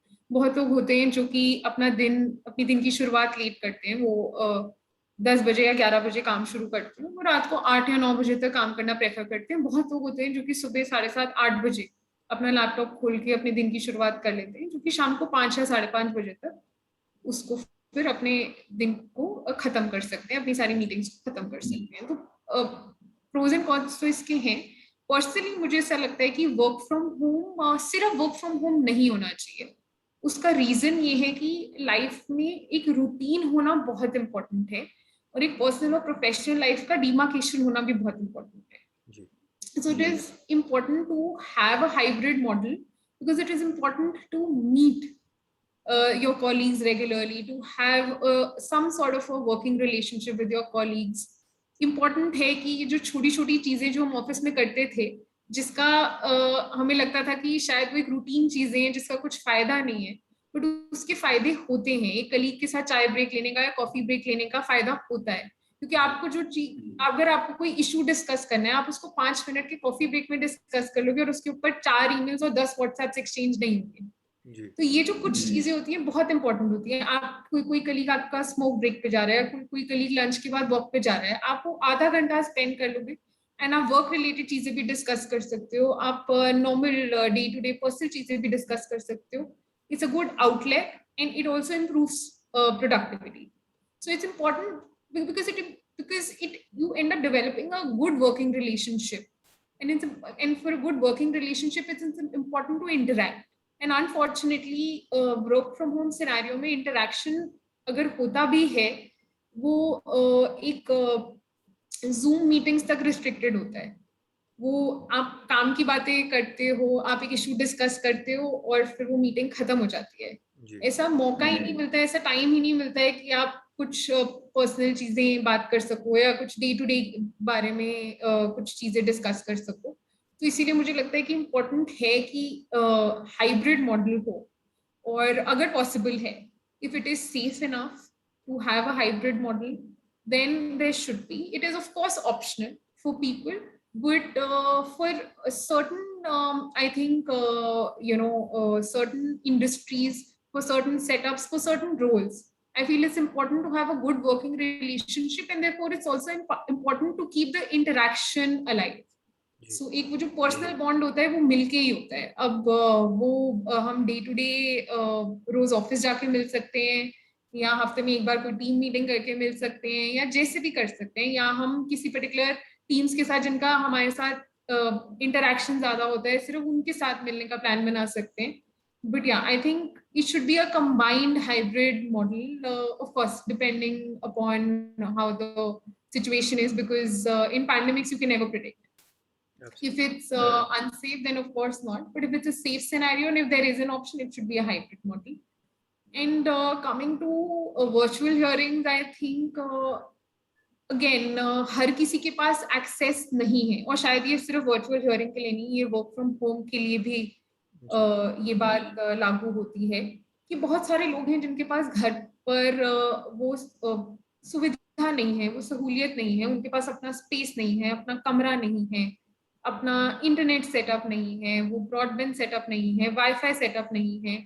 वो सब चीजें उनके पास नहीं है जो कि एक ऑफिस सेटअप के लिए इम्पोर्टेंट होती हैं। जो कि काम अच्छे से करने के लिए, स्मूथली करने के लिए घर से इम्पोर्टेंट होती हैं। क्योंकि अगर हम एक्सपेक्ट कर रहे हैं लोगों से कि वो अपना सारा ऑफिस का काम जैसा ऑफिस में होता था, या सारा चेम्बर का काम या सारा कोर्ट का काम जैसा वहां पे होता था वैसे घर से करें, तो उसकी फर्स्ट प्री रिक्विजिट हम ये अज्यूम करके चलते हैं कि उसके पास सारी सुविधा होगी, उसके पास वो सब जी सहूलियत होगा, उसके पास सारा इंफ्रास्ट्रक्चर होगा। लेकिन सच्चाई ये है कि सबके पास वो इंफ्रास्ट्रक्चर नहीं है। और जिन लोगों के पास नहीं है, जब तक वो इंफ्रास्ट्रक्चर नहीं पहुंचता है, तब तक सिर्फ वर्चुअल हियरिंग्स से काम नहीं चलेगा। क्योंकि सब जो वकील हैं या सारा जो मतलब लीगल फ्रेटर्निटी है, वो उसका मतलब वो भागीदार नहीं बन पाएंगे। if people don't have the wherewithal, they don't have the means, they won't be able to participate. तो इसीलिए इम्पोर्टेंट है कि हाइब्रिड मॉडल रखें, again depending on the safety situation, depending on the pandemic situation. अगर cases control में है, लोग vaccinated हैं, अगर गवर्नमेंट्स अलाउ कर रही हैं, डॉक्टर्स अलाउ कर रहे हैं, if it is a workable model, then it should be a hybrid model till the time everybody has access to the infrastructure. I think जो कि eventually that would be the way forward. जी so currently may be not, but अगर हम सोचे कि अगले 2 साल तक हम क्या बेहतर पोजीशन में होंगे compare to what we are facing now, it would be a much better situation. Everybody caught the all of us were caught unaware. The pandemic didn't give us a chance to react, and it's not given us a chance to prepare. But maybe शायद 2 साल 3 साल बाद it would be a much better situation जहाँ पे लोग prepare कर पाएंगे. मतलब हाइब्रिड सेटअप अगर अभी होगा और वर्चुअल हियरिंग्स चलती रहेंगी और लोगों को इनकरेज किया जाएगा और उनके लिए इंफ्रास्ट्रक्चर अगर क्रिएट करा जाएगा, तो ऐसा हो सकता है कि मतलब डिस्ट्रिक्ट कोर्ट लेवल पे भी और हर स्टेट में और लोकल लेवल पे भी in the next 1 or 2 years सबके पास इंफ्रास्ट्रक्चर हो. और एक बार अगर सबके पास इंफ्रास्ट्रक्चर है, देन आई डोंट थिंक कि किसी को भी कोई प्रॉब्लम होगी अगर दोबारा से अगर ऐसी कोई चीज हम फेस करेंगे तो. जी इतनी आपने अच्छी बात बताई महक कि किस तरीके से आपने हमें रास्ता भी दिखाया, सुझाव भी दिए और ये भी बताया कि घर वालों से मिलने को भी हो गया पैंडमिक में। जो पहले वीकेंड में मुलाकात होती थी, अब घर वालों से हर दिन उनसे हम मुखातिब होते हैं, रूबरू होते हैं। और साथ ही आपने ये बताया कि ह्यूमन टच भी कितना ज़रूरी है, ह्यूमन कनेक्शन कितने ज़रूरी हैं। सिर्फ वो जूम कॉल पे नहीं बन सकते, वो व्हाट्सएप मैसेज पे नहीं बन सकते, उसके लिए अपने इंसान से, अपने कोलीग से मिलना ज़रूरी है। नहीं तो ऐसा ना हो कि गलतफहमी घर वालों को ही हम पिंक स्लिप पकड़ाना शुरू कर दें। ऐसा भी कई बार हो जाता है क्योंकि रूल हमारे इतने टफ होते हैं, तो वो नहीं होना चाहिए। क्योंकि गलतियाँ इंसान से ही होती है। घर वाले कहेंगे कि भाई आपने क्या हमें दफ्तर वाला समझ लिया, तो ये जो हमारा जो गुस्सा होता है, आक्रोश होता है, कभी मिसडायरेक्टेड नहीं होना चाहिए। But having said that, thank you so much for coming on the show. It was wonderful talking to you. इतनी आपने बढ़िया बातें की, पर हमेशा प्रोग्राम खत्म करने से पहले मेरी एक छोटी सी अपील रहती है अपने मेहमानों से कि क्लोजिंग कमेंट्स दें हमारे युवा दर्शकों के लिए। और युवा से मेरा मतलब सिर्फ यूथ से नहीं है, मेरा मतलब उन लोगों से भी है, और young in mind and young at heart. जी, मैं बस यही बोलना चाहूंगी सारे दर्शकों से कि अब बिल्कुल भी स्ट्रेस मत लीजिए, टेंशन मत लीजिए, चाहे वो पैंडेमिक से रिलेटेड है, चाहे वो आपकी करंट सिचुएशन से रिलेटेड है, चाहे वो जॉब से रिलेटेड है, चाहे वो जनरली लीगल प्रोफेशन से रिलेटेड है. बिल्कुल जरूरत नहीं है स्ट्रेस लेने की. आपसे जो बेस्ट हो सकता है आप वो करिए. आपको जो जब आप करंटली डिसीजन ले रहे हैं, अगर वो लॉजिक के ऊपर बेस्ड है, अगर वो रीजनिंग के ऊपर बेस्ड है, अगर आपके पास अच्छे जस्टिफाइड रीजंस हैं वो डिसीजन लेने के लिए, तो लीजिए. और फिर उसके बाद सब कुछ किस्मत पे छोड़ दीजिए. There's only as much you can control. You can't control everything, so please don't take any pressure. It's important to enjoy life. Career is extremely important, but it is also important to enjoy what you have today. छोटी सी जिंदगी है, enjoy करिए and बिल्कुल भी stress मत लीजिए and stay happy and keep smiling. Thank you so much for that wonderful message. I think it really hits the nail on its head. आप आई, आपने इतनी सारी आज हमसे बातें की, मैंने बहुत कुछ पर्सनली सीखा। उम्मीद करता हूँ कि जब भी हम ये एपिसोड एयर करेंगे, हमारे दर्शक भी इससे बहुत कुछ सीखेंगे। और जाते जाते हमेशा हमारी एक छोटी सी अपील रहती है अपने दर्शकों से कि अगर आपको हमारे ये चैनल समझ आता हो, अगर आपको लगता हो हम इसमें अच्छी बातें करते हैं, सकारात्मक बातें करते हैं, कानून की मायानगरी के बारे में आपको अवगत कराते हैं और ये भी उसको सिंप्लीफाई करके समझाया जाता है आपको, और देश तक ही हम बात रखना चाह रहे हैं, दुनिया तक बात रखना चाहते हैं कि देखिए वकील भी इंसान होते हैं, और उस वो इंसान अगर आपसे आम भाषा में बात कर सकता है, उस भाषा को समझिए, कैसे हम समाज का सशक्तिकरण कर सकते हैं, एम्पावरमेंट कर सकते हैं, समाज को कानून की सही राह दिखा के आगे ले जा सकते हैं। तो हमारे चैनल को प्लीज़ लाइक करें, शेयर करें और सब्सक्राइब करें। Until next time, see you soon. Thank you so much, and it was great to be here. And thanks, Jen, for calling me and giving me an opportunity. It was great speaking to you. मैंने खुद भी बहुत सीखा और बहुत मजा आया आपसे बात करके. So thank you so much for the opportunity. Thank you.